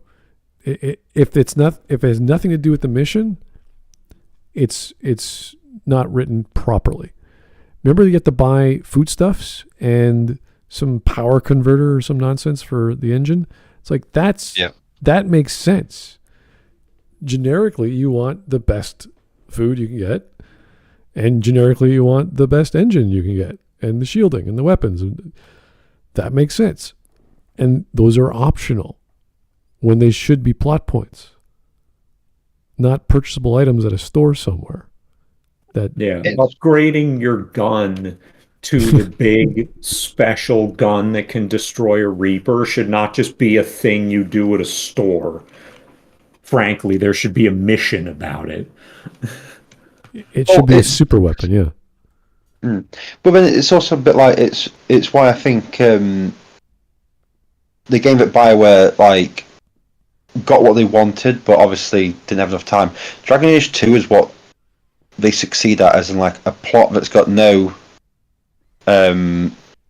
real consequence, or urgency, and the ability just to mill around in a city. Yeah, it was supposed to be the rise to power, and it was just nope. Hawke just makes some money and helps some people. You're like, what? Okay. But it allows those companion quests to not feel like they're distracting from stuff, because it just feels like, well, this is what you would do. You'd help these people out. Right. That feels more organic for sure and natural because you're just stuck in a city. And Varys wanted to go, or whoever wanted to go over there and get some wine, and this person wanted an earring or something. I can't remember all this. The quest, but yeah, it's more along the way, because the along the way is the city. So, that and that feels like they've been trying to recapture that in every single game, but it doesn't work because they wanted these bigger and more extensive plots. Yeah, because some of those, it makes total sense, right? Oh, if you're out and about, can you get some better food? Yeah, sure, right. If you're out and about, I'd like a bottle of this particular wine. Yeah, okay.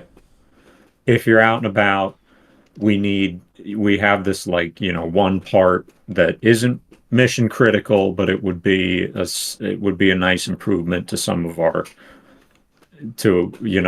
efficiency. Hey, can you go get a better gun that can blow up a Reaper? Oh yeah, I'll buy it at the shop.